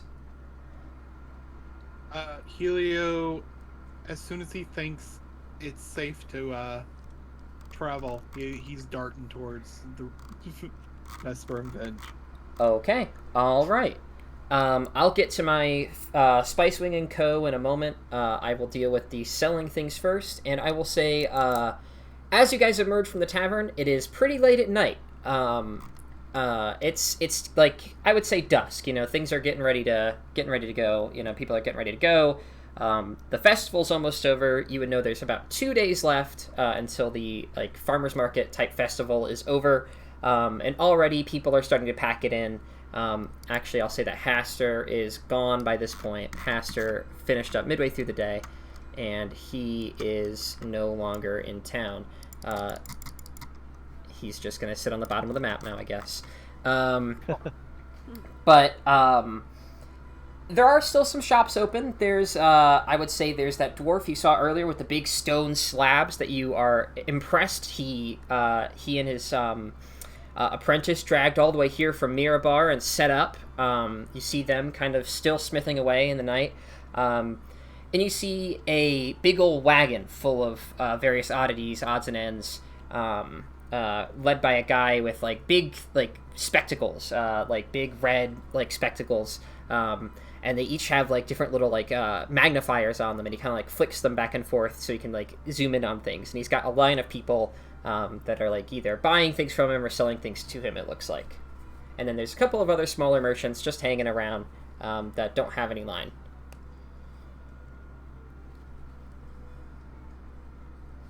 Well, your preferences. Do your thing, Finch. Finch will walk up to who looks like they have the most money to spend. I mean, I would say that both the dwarves from Mirabar look like if you're selling them armor or weapons or materials for such things, they probably would be willing to pay a pretty penny for those kinds of things. They've got this very ornate stand with very, very fancy weapons. Each one with very intricate carvings of dwarven gods or dwarven society. And you'll know, having been here previously, that they do custom engravings, you can put your name on something, or you can do something very, very elaborate. And that doesn't come cheap. And they also happen to sell a couple of magical weapons. Again, those don't come cheap. And then this cart, like I mentioned earlier, with the dude inside with the red spectacles and the magnifying thing, you don't just get a big old cart like that, drawn by two very, very fancy horses, shaggy, kind of grayish white horses. You don't get something like that with all the fixins, the magical fixins that come with it, by having no money. They definitely have some money. And then everybody else seems like they'd be, about average wealth for a small town merchant. Spectacles man. All right, spectacles man it is. I will say you wait in line for a small bit. But after a while, you get to the front of the line, and a kind of scrawny dude with two horns kind of jutting out of the front of his head, and kind of like palish white skin. He looks down at you, and he smiles. He says, "Hello. What can I buy from you this evening? Or what can I sell to you? It doesn't matter." Ah, well, I just happen to be in possession of some very, very fine loot that me and my companions have recently picked up on an adventure. And I was hoping to get, well, obviously you seem to be someone with good taste, so I'm hoping that you might be able to truly appreciate the value of these items. He'll smile, and he'll say, "Ah, well, at Brill Chonan's shop of Emporium of Wonders and Magical Trinkets, everything is welcome. So let me see what you have. What kind of items have you brought to me this evening?" Esper, what are we selling? Is it? So if you look at the loot list under Yes. Goldenfield's raid loot, Yes. after all the coin, everything in that paragraph from the iron cooking pot to the empty wood barrels, that's what we're selling. Okay, so you're selling one iron cooking pot, 50 feet of rope, a giant-sized pair of sandals. Let me pull up the list again because I have to scroll down. Giant-sized pair of sandals, bronze gong, a tent, 3 wooden barrels. You're selling the 5 potions of... Oh, you're just selling... Okay. No. Okay. All right. I edited the loot list, so... I see. it's, Yeah, there's a break there. I see. Okay. Yeah. Awesome. All right. So, are you just going to start shoving items up onto the counter and showing him what you have? Oh, she'll do, like, full-on prestidigitation sparkles around them, and she just, like, presents them and gives them, like, weird stories. Okay. What story would you give an iron cooking pot with intricately carved images of dwarves and their gods along the outside? Though grimy and rusted, it's still a bit out of shape. It's a work of art. Inside it smells faintly of tomato soup. What kind of story are you giving this item? Cursed dwarves that went rabid under the moonlight. Tragic souls, truly. We were able to successfully take them out of this life, but we're just hoping for their next. But they left behind some of their camping gear, and, well, we don't have much use for it. They had this strange cooking pot with beautiful carvings of the gods. Though, between you and me, I don't know which are gods. They also left behind their lovely bundled up tent and rope and... what was his name? These barrels. He'll take each item individually, and he'll even step out of his cart down this like sort of like comically like ornate, like lined in gold, this kind of like stepladder, which he'll like extend from the side of the cart out of like a door, and it will go down to the ground, and it will even like unfurl a small little red carpet that he will walk down, and he'll kind of inspect each one with his glasses, and he'll like flick between different magnification levels to like see things. He'll squint and he'll look really hard, and he'll gesture to the cooking pot, and he'll put his hand on his chin, and he'll say, "I could be willing to be persuaded for maybe 3 gold pieces for the cooking pot." I mean, you're getting more than just the pot, you're getting the story. Make a persuasion check.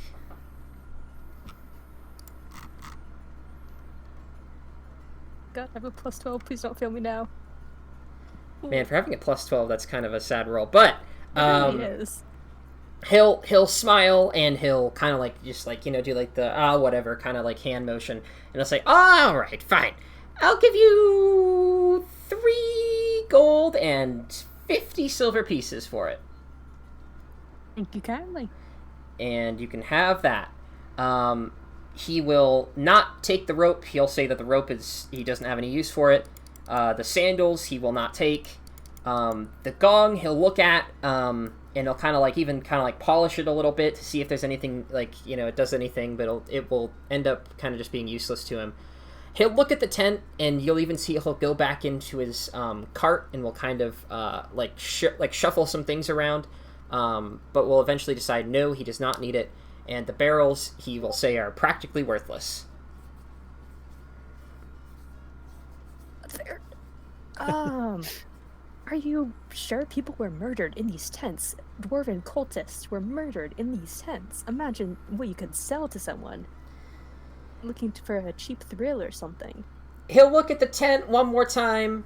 He'll think, and he'll offer you 3 gold for the tent. A wonderful bargain. All right. He will take the tent. You can have the 3 gold, and the rest of it, he will shoo you away. He wants nothing more to do with you in your low tier garbage. Go away, he will say. Low tier garbage. She'll like flash one of the shiny gem eggs at him quickly before making it disappear, and with like flipping him off in the process and opening the doors. All right. I'm assuming you're going to try to sell this bronze gong to the dwarves? Yeah, she'll like go to just all the stalls and try to sell everything else. Okay. You approach the dwarves, and they will very excitedly offer you 15 gold pieces for the bronze gong. Ooh. Okay. And they will take it, and they will look like you've made their night. Like, that will, like, they will both, like, be very excited and, like, hop up and down.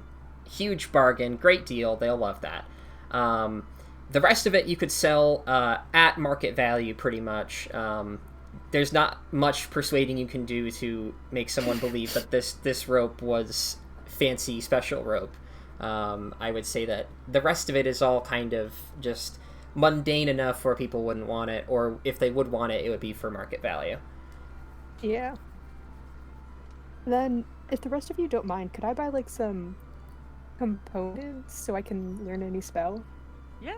Buy as much as you want, friend.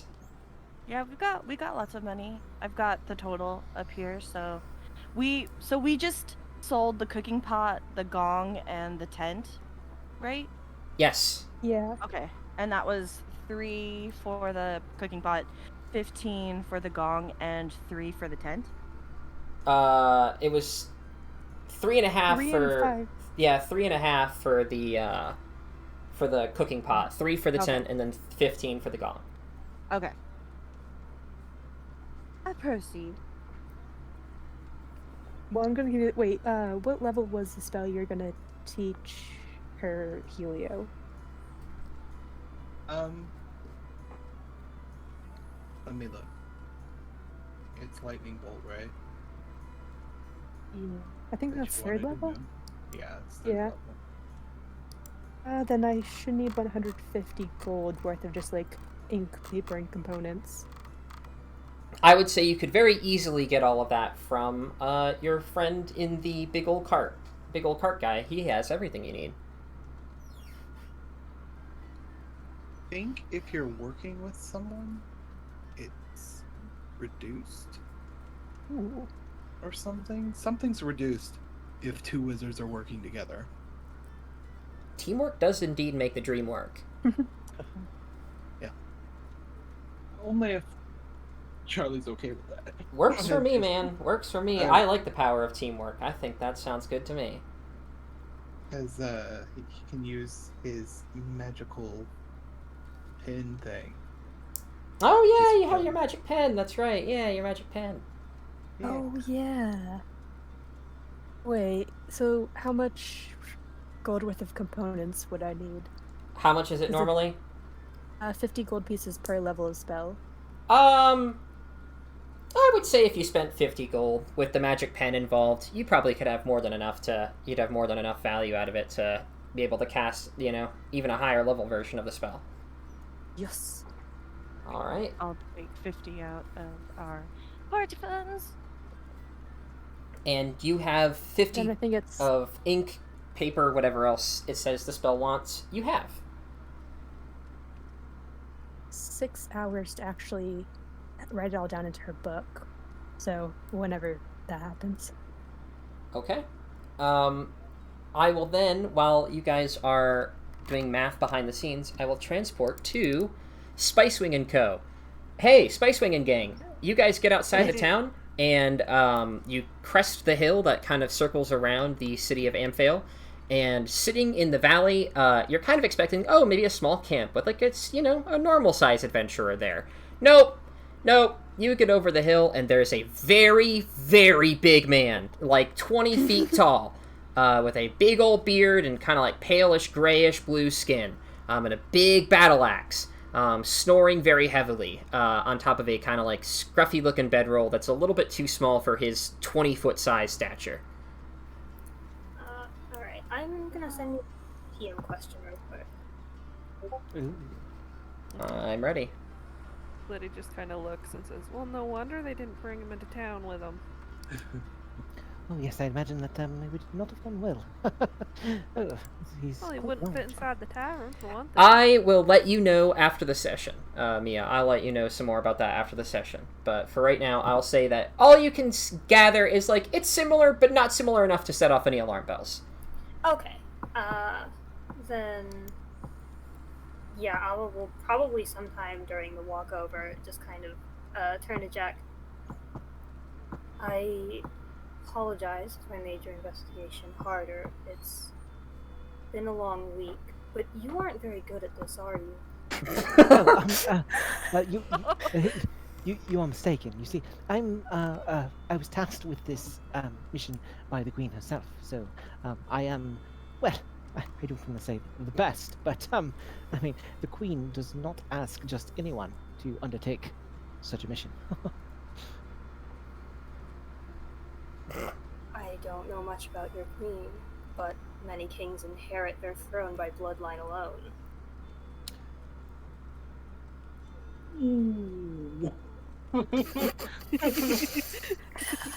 I should clarify, out of character, this is not a dig at the queen, it is a dig at Jack. He does not get that. He doesn't get that. Like, I'm not sure what the connection is, but I will think on that. Perhaps you imparted some wisdom to me on this day. Is there something I can do to make this easier for you? Oh, well, I'm not sure. Perhaps just perhaps watch my back.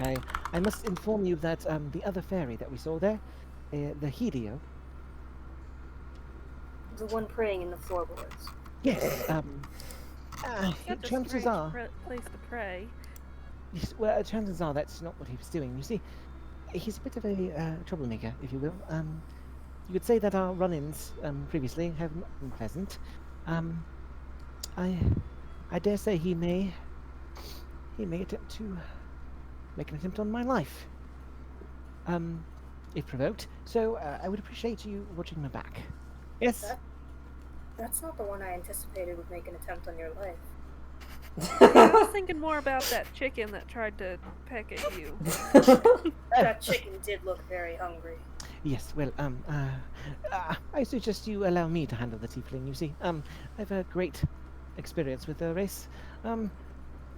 Before you know it, as odd as this may sound, before long, I will have that tiefling in the palm of my hand. Don't worry. Doubt radiates off Abba. I was say, Liddy does not look convinced. Shall we... Should I leave it to you if she tries to stab you?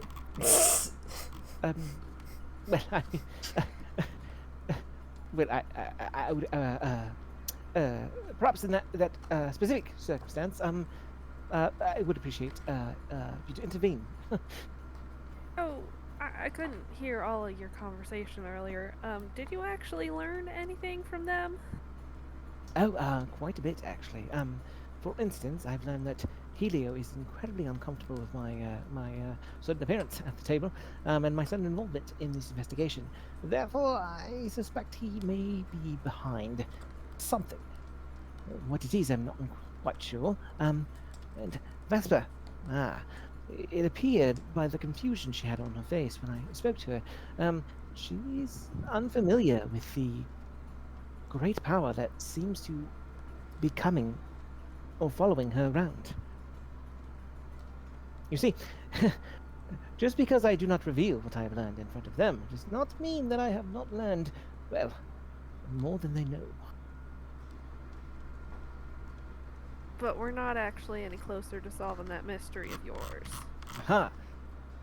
No, we are not. But perhaps by not being closer, we are in fact closer than we ever have been before. Think about that. Well, no, because he said we weren't closer. Ah, yes, but what if?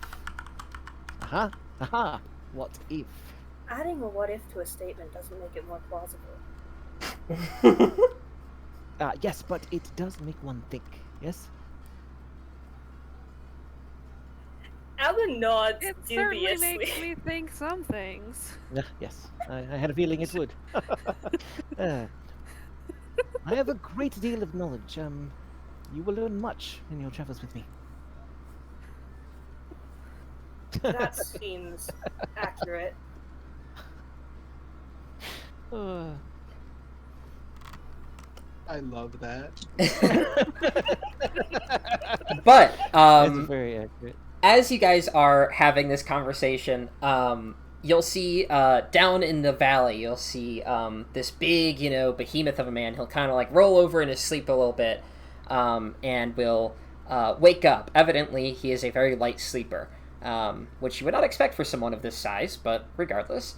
He'll wake up and he'll kind of like, he'll like look at you guys with these two bright blue piercing eyes that almost seem to glow in the slight darkness.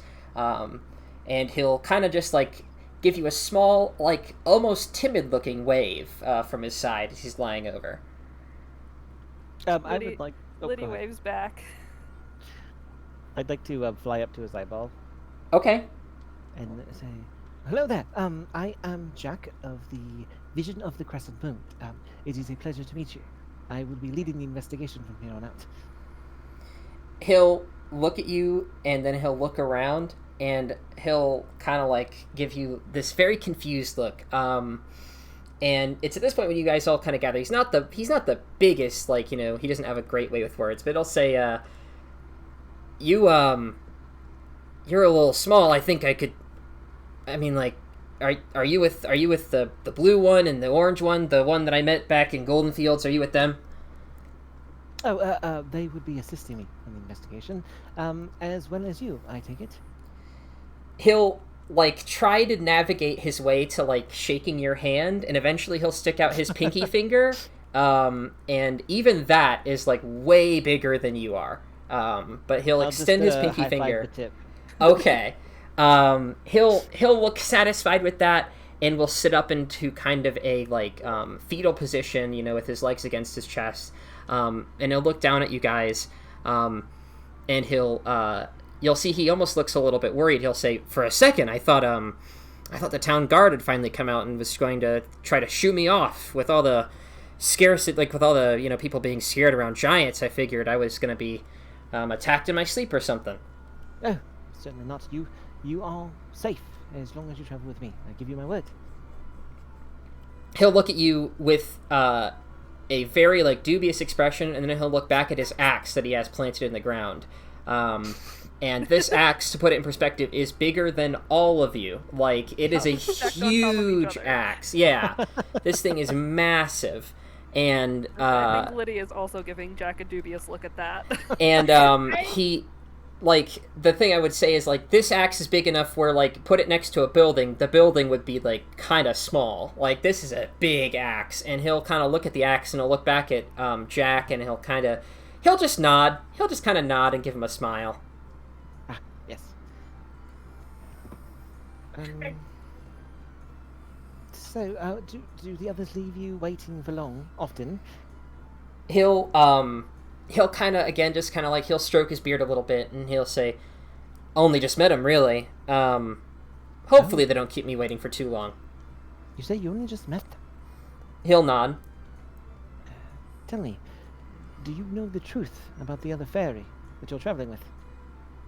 He'll say, "The only truth I know currently is that we're going to Grudhaug, and we're gonna slice some hill giants in half," and he'll kind of have like a little bit of a laugh, and you'll see behind his eyes, like, he's got this very jovial, like, happy look as he mentions slicing hill giants in half, but behind that you can almost see like just a faint hint of like bloodlust, or a little bit of like a bit of craziness behind that smile, just a hint.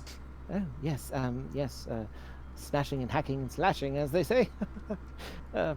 So, I say again, the other fairy, you should know that he is a bit of a troublemaker, and it is possible that well, he may not be on our side. He'll look a little confused, and he'll say, I mean, if that's the case, he'll grab, like, he'll, like, reach over for his axe, but then he'll think better of it, and then he'll hold up his pinky finger again, and he'll kind of gesture it up next to you and kind of, like, do, like, a size comparison. He'll close one of his eyes and kind of measure you out next to his pinky finger, and I would say you measure about the size of, like, the nail on his pinky finger. And then he kind of, like, nods, like, assuredly, like, yeah, if I wanted to, I could squish this man with just my pinky finger. And then he puts his pinky finger back down and, like, gestures for you to continue. Yes, so, now I'm not saying he's guilty of anything, just that, well, he has been a bit mischievous in the past, and it has gotten more than him in trouble. So, I only look out for your safety, sir. So, should you notice anything suspicious about our blue friend, please let me know in private. He'll again look at you, and he'll look at him, and he'll say, I think anything I do is pretty public, friend. Well, on account of the size.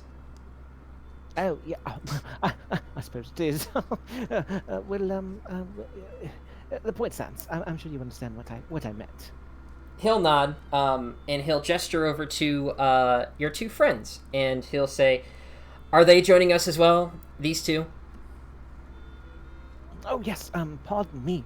Allow me to introduce you to my compatriots. This here is Liddy.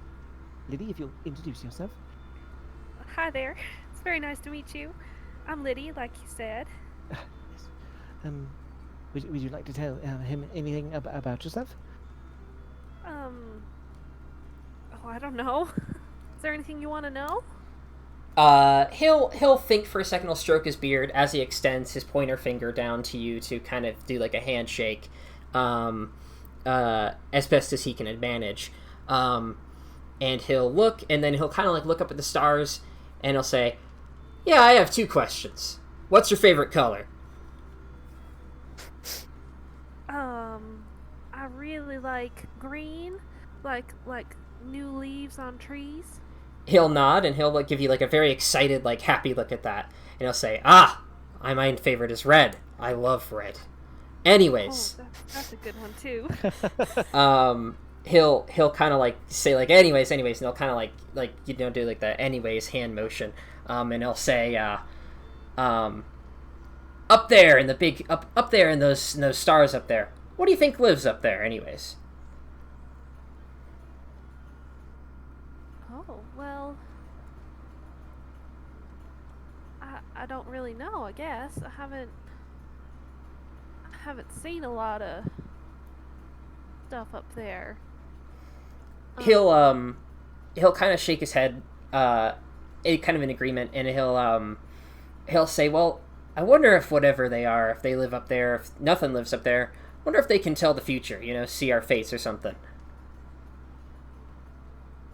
Maybe. Who knows? And as soon as he is done looking a little bit wistfully at the sky, a little bit philosophical, he will turn his attention to you, Ava, and he will, again extend a pointer finger towards you, and will say, like, hello, I'm Harshnag, nice to meet you. Yeah, even before the pointer is extended, Ava is, like, going into a bow, and then he just stops, stock still, sort of very stiffly bolts back upright and sticks out his hand. I would say, as you are about to stick out your hand, Harshnag will withdraw his hand and begin to do a bow towards you, like he'll stand up and go for the bow. And he's big enough where, like, he just goes for it, like, he just goes for the bow. And then after doing the bow, he kind of goes back to sitting, like, fetal position style, kind of like looking at you. And he kind of gives you, like, the same, like, a gesture to, like, tell me about yourself, He doesn't say it, but he kind of gives you a gesture. Ava kind of, like, looks side to side, sort of at Jack and Liddy, and then just... My name is Evadius Leon, but you can call me Ava. I'm afraid I don't know much about myself. My favorite color is pink, and I do not wish to know what resides beyond the stars. He'll smile. He'll give you, like, a wide smile. And again, he won't say anything. You get the impression that he's very soft-spoken. But you do also get the impression that you've made a very good first impression with Harshnag. He'll smile, and after a brief moment of kind of like, looking at all three of you, he'll kind of like shuffle back over into like lying back down, and he'll say, just wake me up when the others get here. And he'll kind of like, as quickly as he woke up, will kind of curl back up and go back to sleep. Yeah, well, he's a pleasant fellow, yes? Yes, he's very nice. Oh, yeah. And I would say after a bit of waiting, the rest of the gang will show up. And sure enough, just as the sun has finished setting, you guys are all together outside of town on a hill with a giant friend.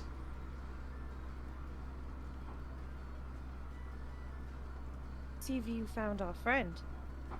Oh, yes, yes. yeah, he's very easy to find. He's very Like I said, sweet. God is. Can we say that there's a little string tied around Helio's waist and it's attached to like Vesper's hand or something? A leash. There's a leash. Child leash. I saw. I hate to interrupt. But I did see one of those. I saw one of those out in the wild. I never thought I'd actually see one for real out in the wild, but I saw one out in the wild, which is kind of insane.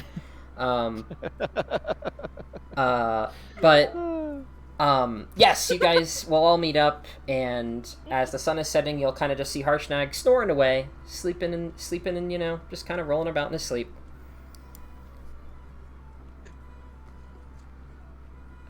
So you were able to sell your items? Is that what you were doing? Yes. Taking care of Yes. business? For the most part, yes. Perhaps tying up any loose ends? Certainly tied up something. Ah. Yes. Well, if you're all set, shall we be off then? Well, it is evening time, and traveling in the dark is quite a peril. Are you all in need of a rest before we make our journey? Because I'm sure that our friend here, Harshnag, has told you that we are going to be heading to Grudhaug soon. Given that you said you would leave us if we were not ready by nightfall, is this a trick?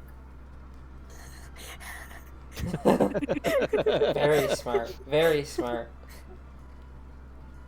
I like this one. So, are we staying in town, or...? I was just eyeing Jack like, did you understand that? Exchange just now? He did not. I'm assuming, Charlie, that we got there in the morning. Yeah, afternoon, you 'cause guys we got there traveled, pretty early in the morning.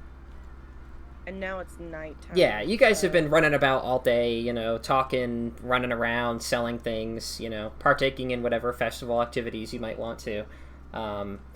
And as for my other group of three, you guys have pretty much you guys got into town pretty equally early in the morning, and have spent the most of the day wide awake in a small, cramped room, looking out a window, waiting to be given a signal to find some elusive figure that you know hardly anything about. Well, far be it from me to put you on a forced march. If you feel it's best we stay the night here, that's perfectly fine. We've got our own room, don't we? Jack. Yes. Go ahead. Oh, no, sorry, go ahead. You were saying?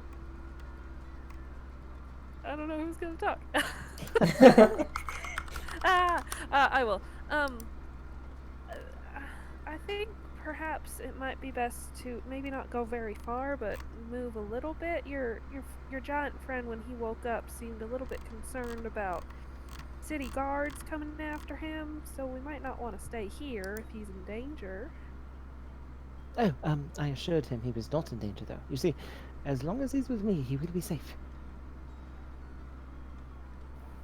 gonna side-eye Helio. Helio's just gonna crack and be like, saying what's on his mind. He's gonna say, "Okay, Jack, you know the time with the boar in the Queen's Garden. That wasn't me. I wasn't there, but people said I was there and I wasn't there." I'm not sure. He'll pull out his notebook. I'm not sure I know that story. Boar, and people said that he lives. Well, I'll be checking Queen on that one. I've not heard of it, but perhaps that's something I should investigate. Okay, well, it's early in the evening. We can make some, gain some distance from the city towards Grudhaug and then take a rest. I'm sure all of us will be wanting a little bit of one before we head out. I'm gonna poke Harshnag with my maul, just kind of He'll wake up and, again, he's a very light sleeper. He'll kind of roll over and kind of like, eye you with like kind of waiting for what you're going to say. Good morning, or I should say good evening. We're all here. So we were thinking about making a little bit of distance before setting up a proper camp, and then in the morning heading out to Grudhaug. He'll kind of think on it for a moment, and he says, "Wouldn't it be more comfortable for you small folks to stay here in town?" Maybe. However, I would like the privacy of not being in town that is, at the tail end of a festival. He'll nod, but he'll kind of like look to the rest of you guys, like seeing if anybody else is like, wanted to stay in town or not. Oh, I'm perfectly comfortable in your pocket, to be quite honest. Sleeping in the wilderness should be familiar to me. I prefer it, if I'm being honest. After a bit of consensus, he'll nod his head, and he will like dig his axe out of the ground. After a second, he'll kind of like muscle it out, and he will simply just gesture for you guys to lead the way. Yes, well, I suppose that is my cue. If everyone follow me, please. The second he sees you're gonna reach in the right direction. Yeah, the second Harshnag sees that you're leading the way, he'll instead kind of peep up, and he'll say, "Actually, you guys, you're not giants. You guys wouldn't know where Grudhaug is. Let me take the reins on this one." And he will kind of take one big old footstep right in front of the group, and he'll kind of begin leading you guys. Let me take you to the map.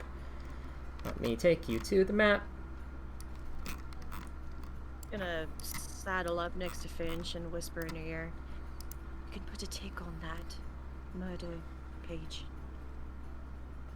As in, speed it up or postpone it? As in, we can do it. Oh, I didn't realize you didn't want me to. I was already planning it. This is great. Depending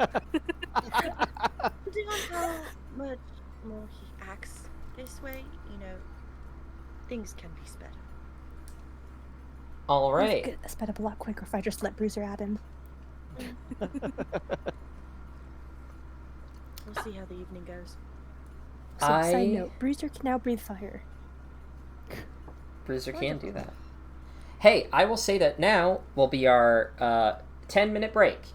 So go take a break. Yay. Go get something to eat, drink, take it all in, gamers. And then we'll be back here at, I would say, about 9:40-ish, give or take. And then we'll continue. Okay. I'll be right back. Nice day, Charlie, if you're still here. Because I feel like it's going to come up and I do not want to make it a thing like it was before. I'm looking at my table that I made long ago about watches. Oh, God. So, oh, no. We're going to replace Lady Agatha with either Ava or is it Liddy? Yes. And then we can replace Yuri with either Ava or Liddy, and then Jack can, wiggle himself in there if he wants to have the same sleep schedule as Finch and Helio, so he could be awake with Finch and Helio. That's fine. Okay. But we can replace Lady A and Yuri with 2 of the 3, and then the last one can just kind of squeeze their 6-hour sleep and watch in there. Okay. All right. And well, I imagine this will play out in real time, but I do also have something that will help with that. Oh, Ho ho ho.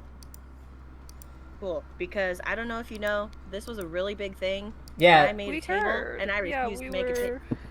we were told of Yeah. that. Yeah. So, a table has been made and will never be made anymore. All right. I'm gonna go get something to eat. I will be back momentarily.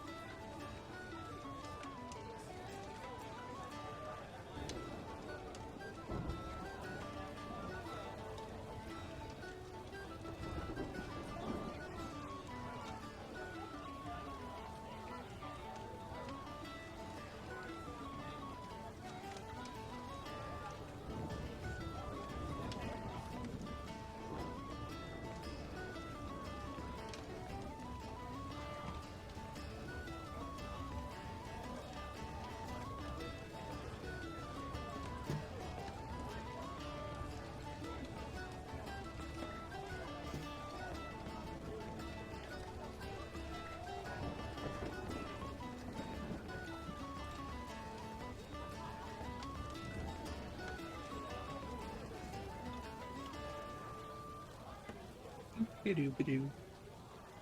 Hello. Ah, Doop-a-doo. I dropped something as soon as you said hello. It was flying across the room. Ah!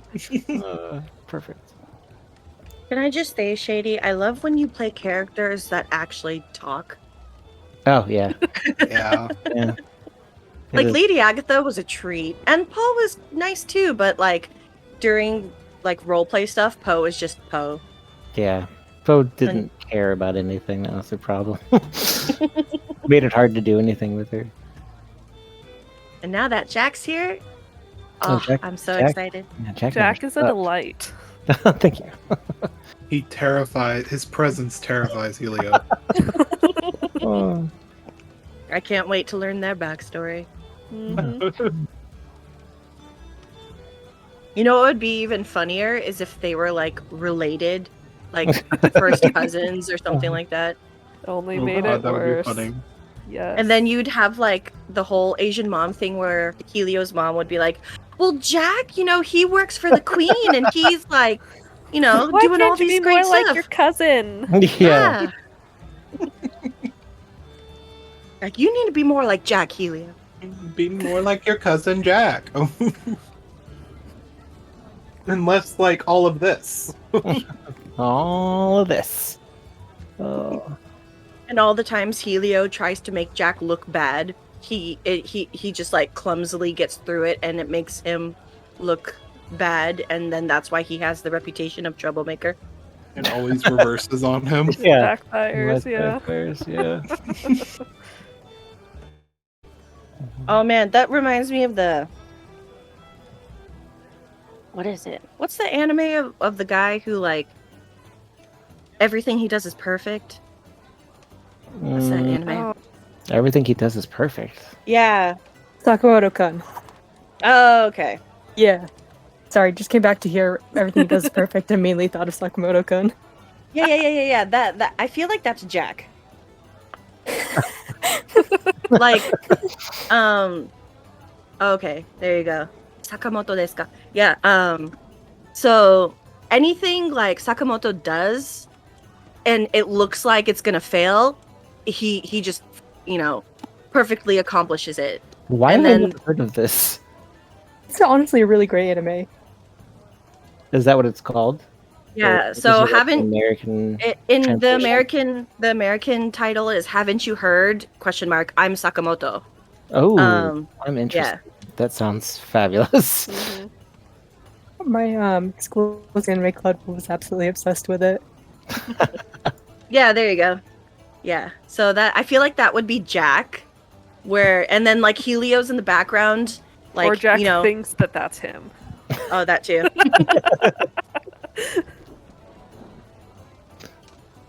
I'm back. Welcome back. Hey. They also have a great theme song, the coolest cooler. It's a good pop.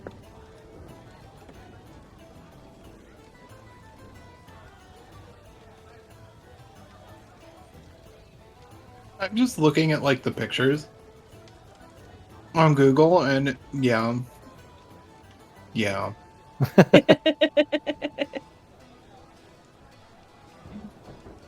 Like there's always that background character that is just like waiting for the moment that he fucks up, but he never does. Trying to And that set him up person for is Helio. failure. Yeah.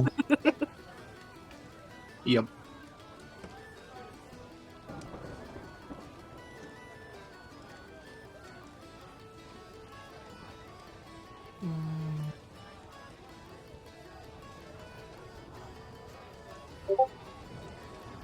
I'm worried that if we get in a fight, we're gonna die because we have Harshnag with us, and anything that would challenge him will absolutely destroy us. I'd be more worried about the fact that you've pissed off both your healers. But I don't think But Jack. yeah, Why wait, not? I forgot to ask. What classes are y'all? Are we keeping that secret or are we just sharing? I kind Oh, of shit, are I you? kind of want to wait and have it Oh, shit, revealed you're in good, you're good. narrative. You're probably about to find mine out real soon when you see just what the thing I'm doing tonight is. Ooh.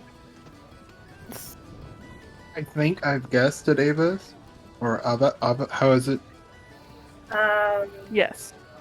Yeah, just really anyway. We, Yeah. I know we didn't get a chance to describe like each other's characters' appearance to each other. Oh yeah. So we know, just out of appearance, we know Jack is a fairy and Liddy is a A gnome. gnome. Gnome, Yes. halfling. Okay, gnome. And what's God, I love Ava? gnomes. Ava is a half elf. Oh, okay. So every time you're holding Liddy's hand, it's extra cute because she's real short. Oh, like a father and daughter. Yeah. Yeah. From a distance, probably we pass for that.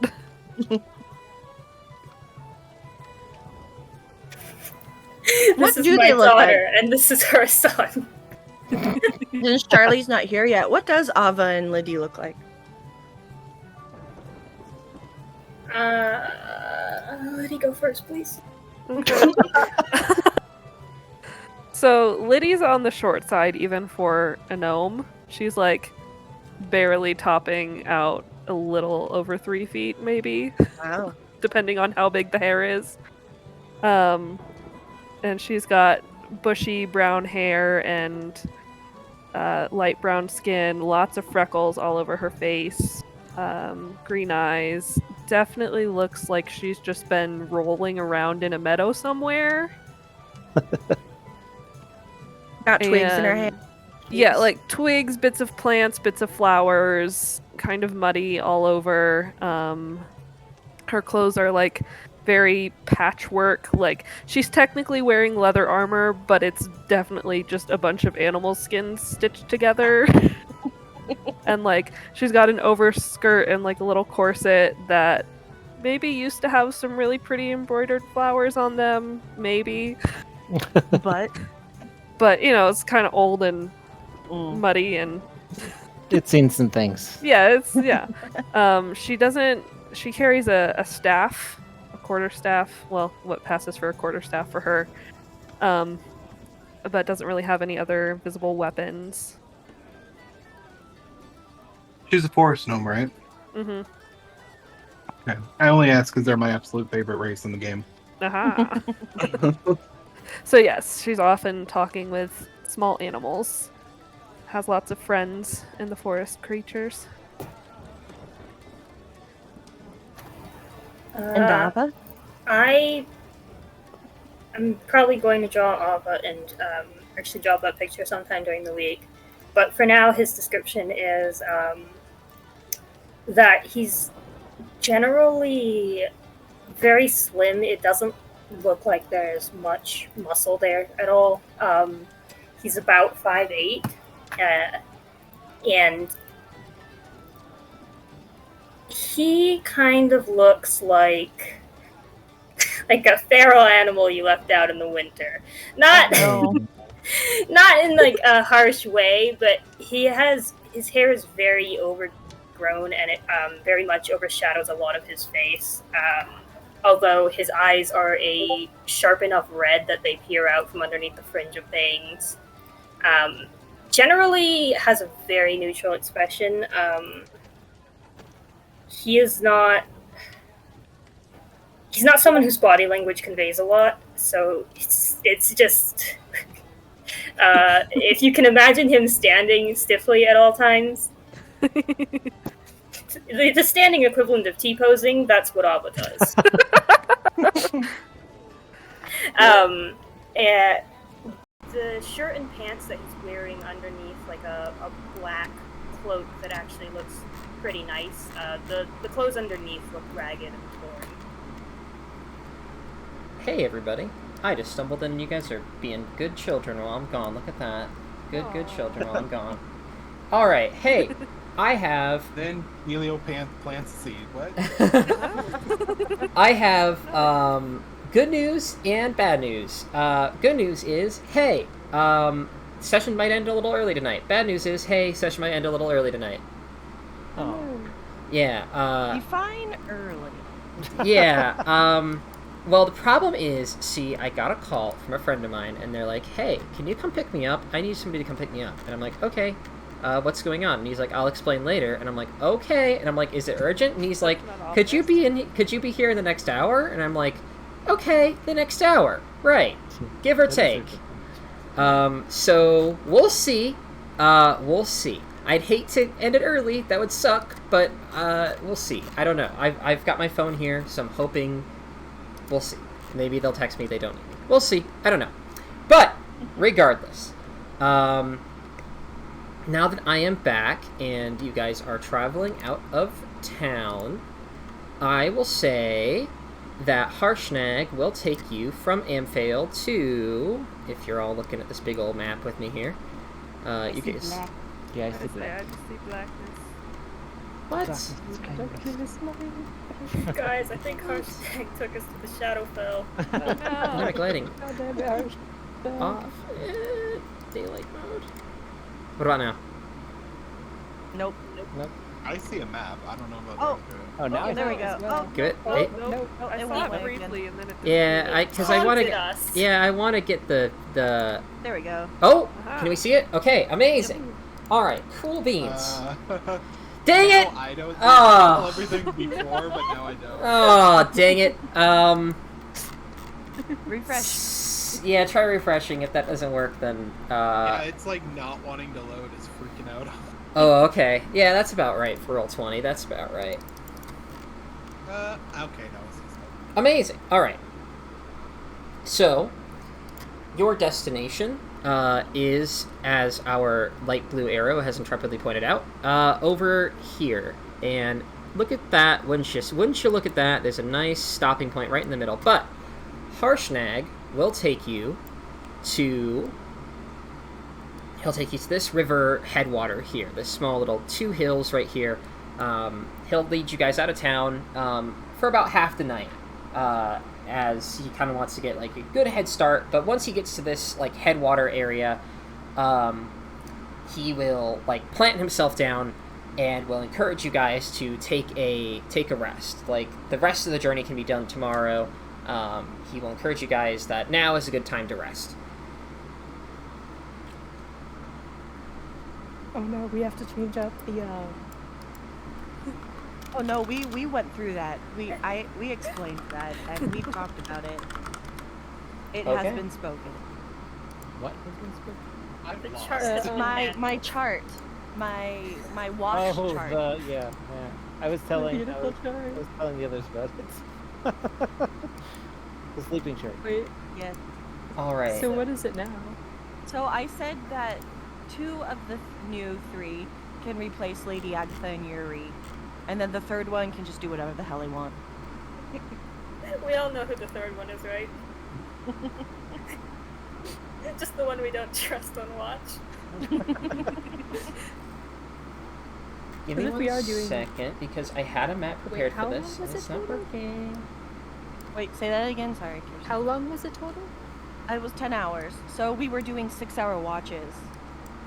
Slash, like, or 6-hour sleeps. And then, like, whatever the remainder is watches. So everyone got 6 hours, and then Vesper got her 4. And then everybody else was, like, kind of in between. It's pinned in the general chat. Is it? Charlie pinned it, yeah. Is it? So fancy. So fancy. I agree. Even though I didn't know I did it.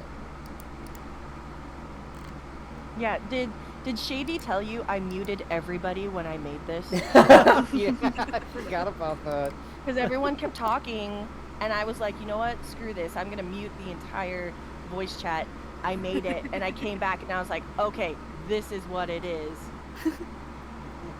Any Because- objections? No? Good. Yeah, we did Could it. we like, if we only need 4 people to watch, could Helio and Finch go over the spell and say? Did you need commit time to that? So, in a long rest, that's stuff like that is normally included. Yeah. If Charlie's good with that, that's how it normally is. I don't. Yeah, the long rest just specifies, I think, rules is written as, like, you just spend, like, the 8 hours doing, like, minimal activity. You kind of just, lounge around, studying's fine, whatever. You're just chilling. I don't really give a shit. I'm not gonna like, you only had 4 hours of sleep when here it says you need 6 hours to avoid exhaustion. So for the next session, I'm gonna be like, I don't care. I will say, and I don't want this to become a thing, so shoot me down if it's about to become a thing, but if we're replacing Lady Agatha and Yuri, then there's a large gap in there that no one is making sure Jack doesn't die, so can we put Jack in there? Oh shit. R.I.P. Jack. Tragedy. I don't There's trust at least Vesper and Helio and Goldenfinch alone on watch without one of us backing it. Or Jack just sleeps in one of our pockets, so it's hard to get to him. Well, I think it would naturally be, since the two parties are trying to join and don't trust each other, it would be Helio would switch with somebody.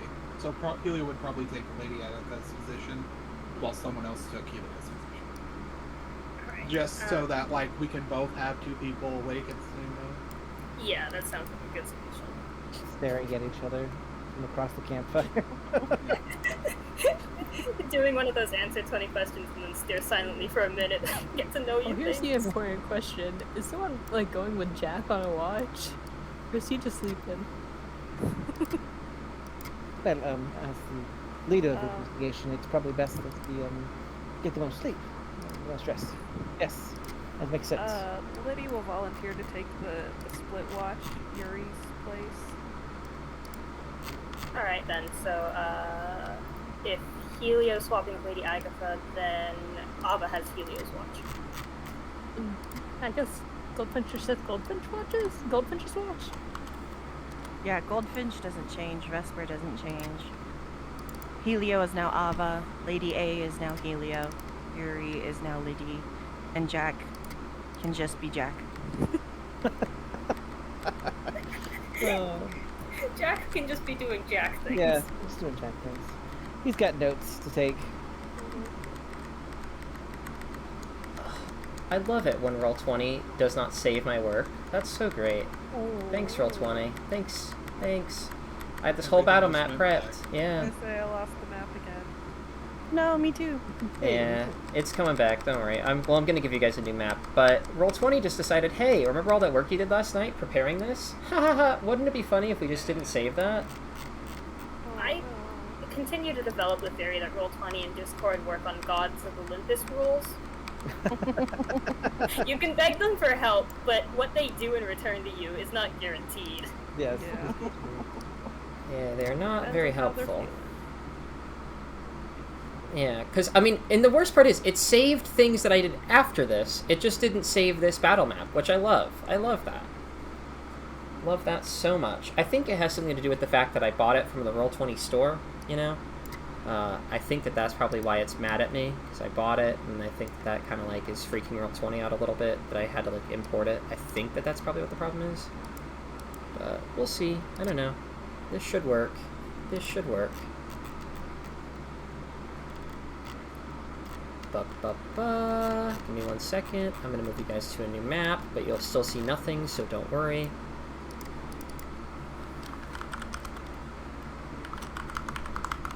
Wow, we've traveled so far from Amphiel, but we can still hear that festival, y'all. It's coming with us. Yeah, it's you know it's on the move. It's a show on the move. All right, let's start slapping people down. And hey, this is also a great time because we have to figure out dynamic lighting for our two new people. Won't that be fun as well? Hey, Oh, look, there's me. Yeah, welcome to the grid. Let me put it on a grid so that way I make you guys correctly sized. Oh, wow, look at that cliff. That's a cliff, ain't There's it? a cave down there, too. I'm sure Too they're just bad. like saying, "Oh wow, we can push someone off this cliff." I was gonna say, well, too bad Jack has wings. Alright. Also, he's so light, are we sure he wouldn't just bounce like a spider? Totally possible. Entirely Full possible. squirrel mode. One way to find out.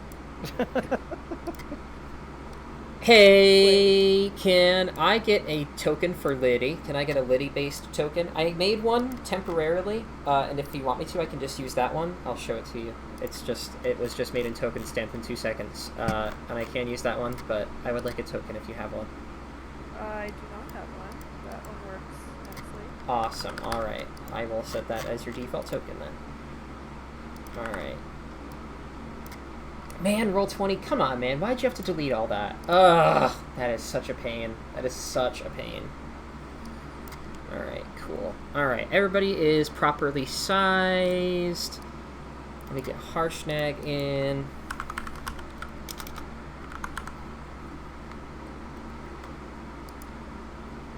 Come here, little boy. There he is. Big ol' friend. Alright, so who can't see? I'm still seeing the page with all the tokens. Yeah. Me too. Oh, yeah, here, give me a second. I should move you guys to the actual map. That would help. I can see my token. But I nothing. can see Yeah. everything. I I can can see see only my my token. token, but nothing else. Okay, I alright. see Let's nothing. start going around the room and start figuring things out. Because, of course, Roll20 super love when it doesn't cooperate at all. Wow, look how many squares Harshnag takes up. He's a big boy. He's a big old boy. Big boy. Okay, so that's right. Those settings are good.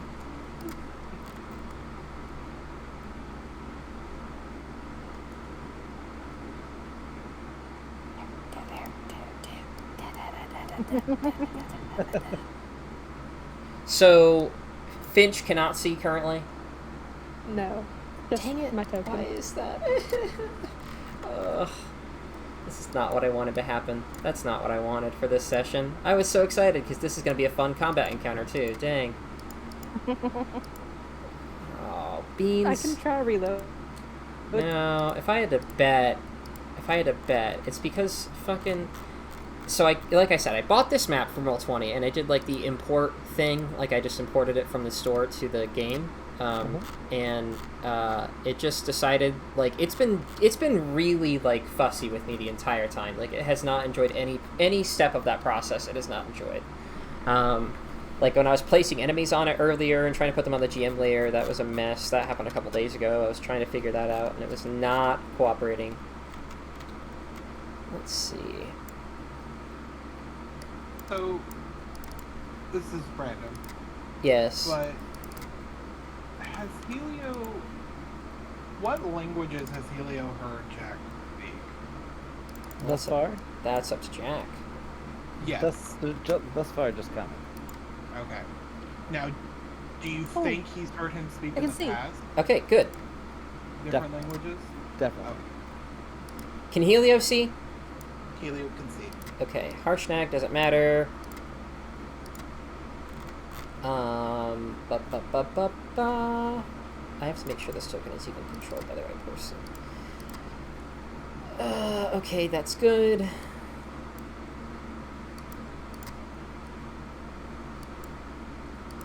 Hey, does Ava, do they have night vision? Yes, dark vision. Okay, and then I'm assuming it's 60 feet? Yeah. Awesome, alright. Oh, wait, we don't have any humans. Do we have anyone that doesn't have dark vision? I don't think so. I think Do everybody has dark gnomes vision. have dark vision? Yes, gnomes do. Oh, nice. So, I think we might have decided otherwise because you didn't like that they didn't. But the fairies technically do. They do now, because, again, Okay. I hate that decision. I think they should have dark vision. Why wouldn't fairies have dark vision? I don't know. Blinded by their own glowing ball of light. I guess, Right. yeah. It just does not make any sense.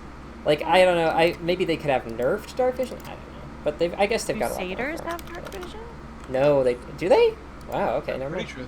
I'm not familiar with them, so you might know more than me. I think that don't. default they don't, but I might be completely off base on that. I thought it was Maybe only they- like, oh, what are they called? Furbolgs. Do furbolgs? Furbolgs There's, like, do not have Goliaths. dark vision.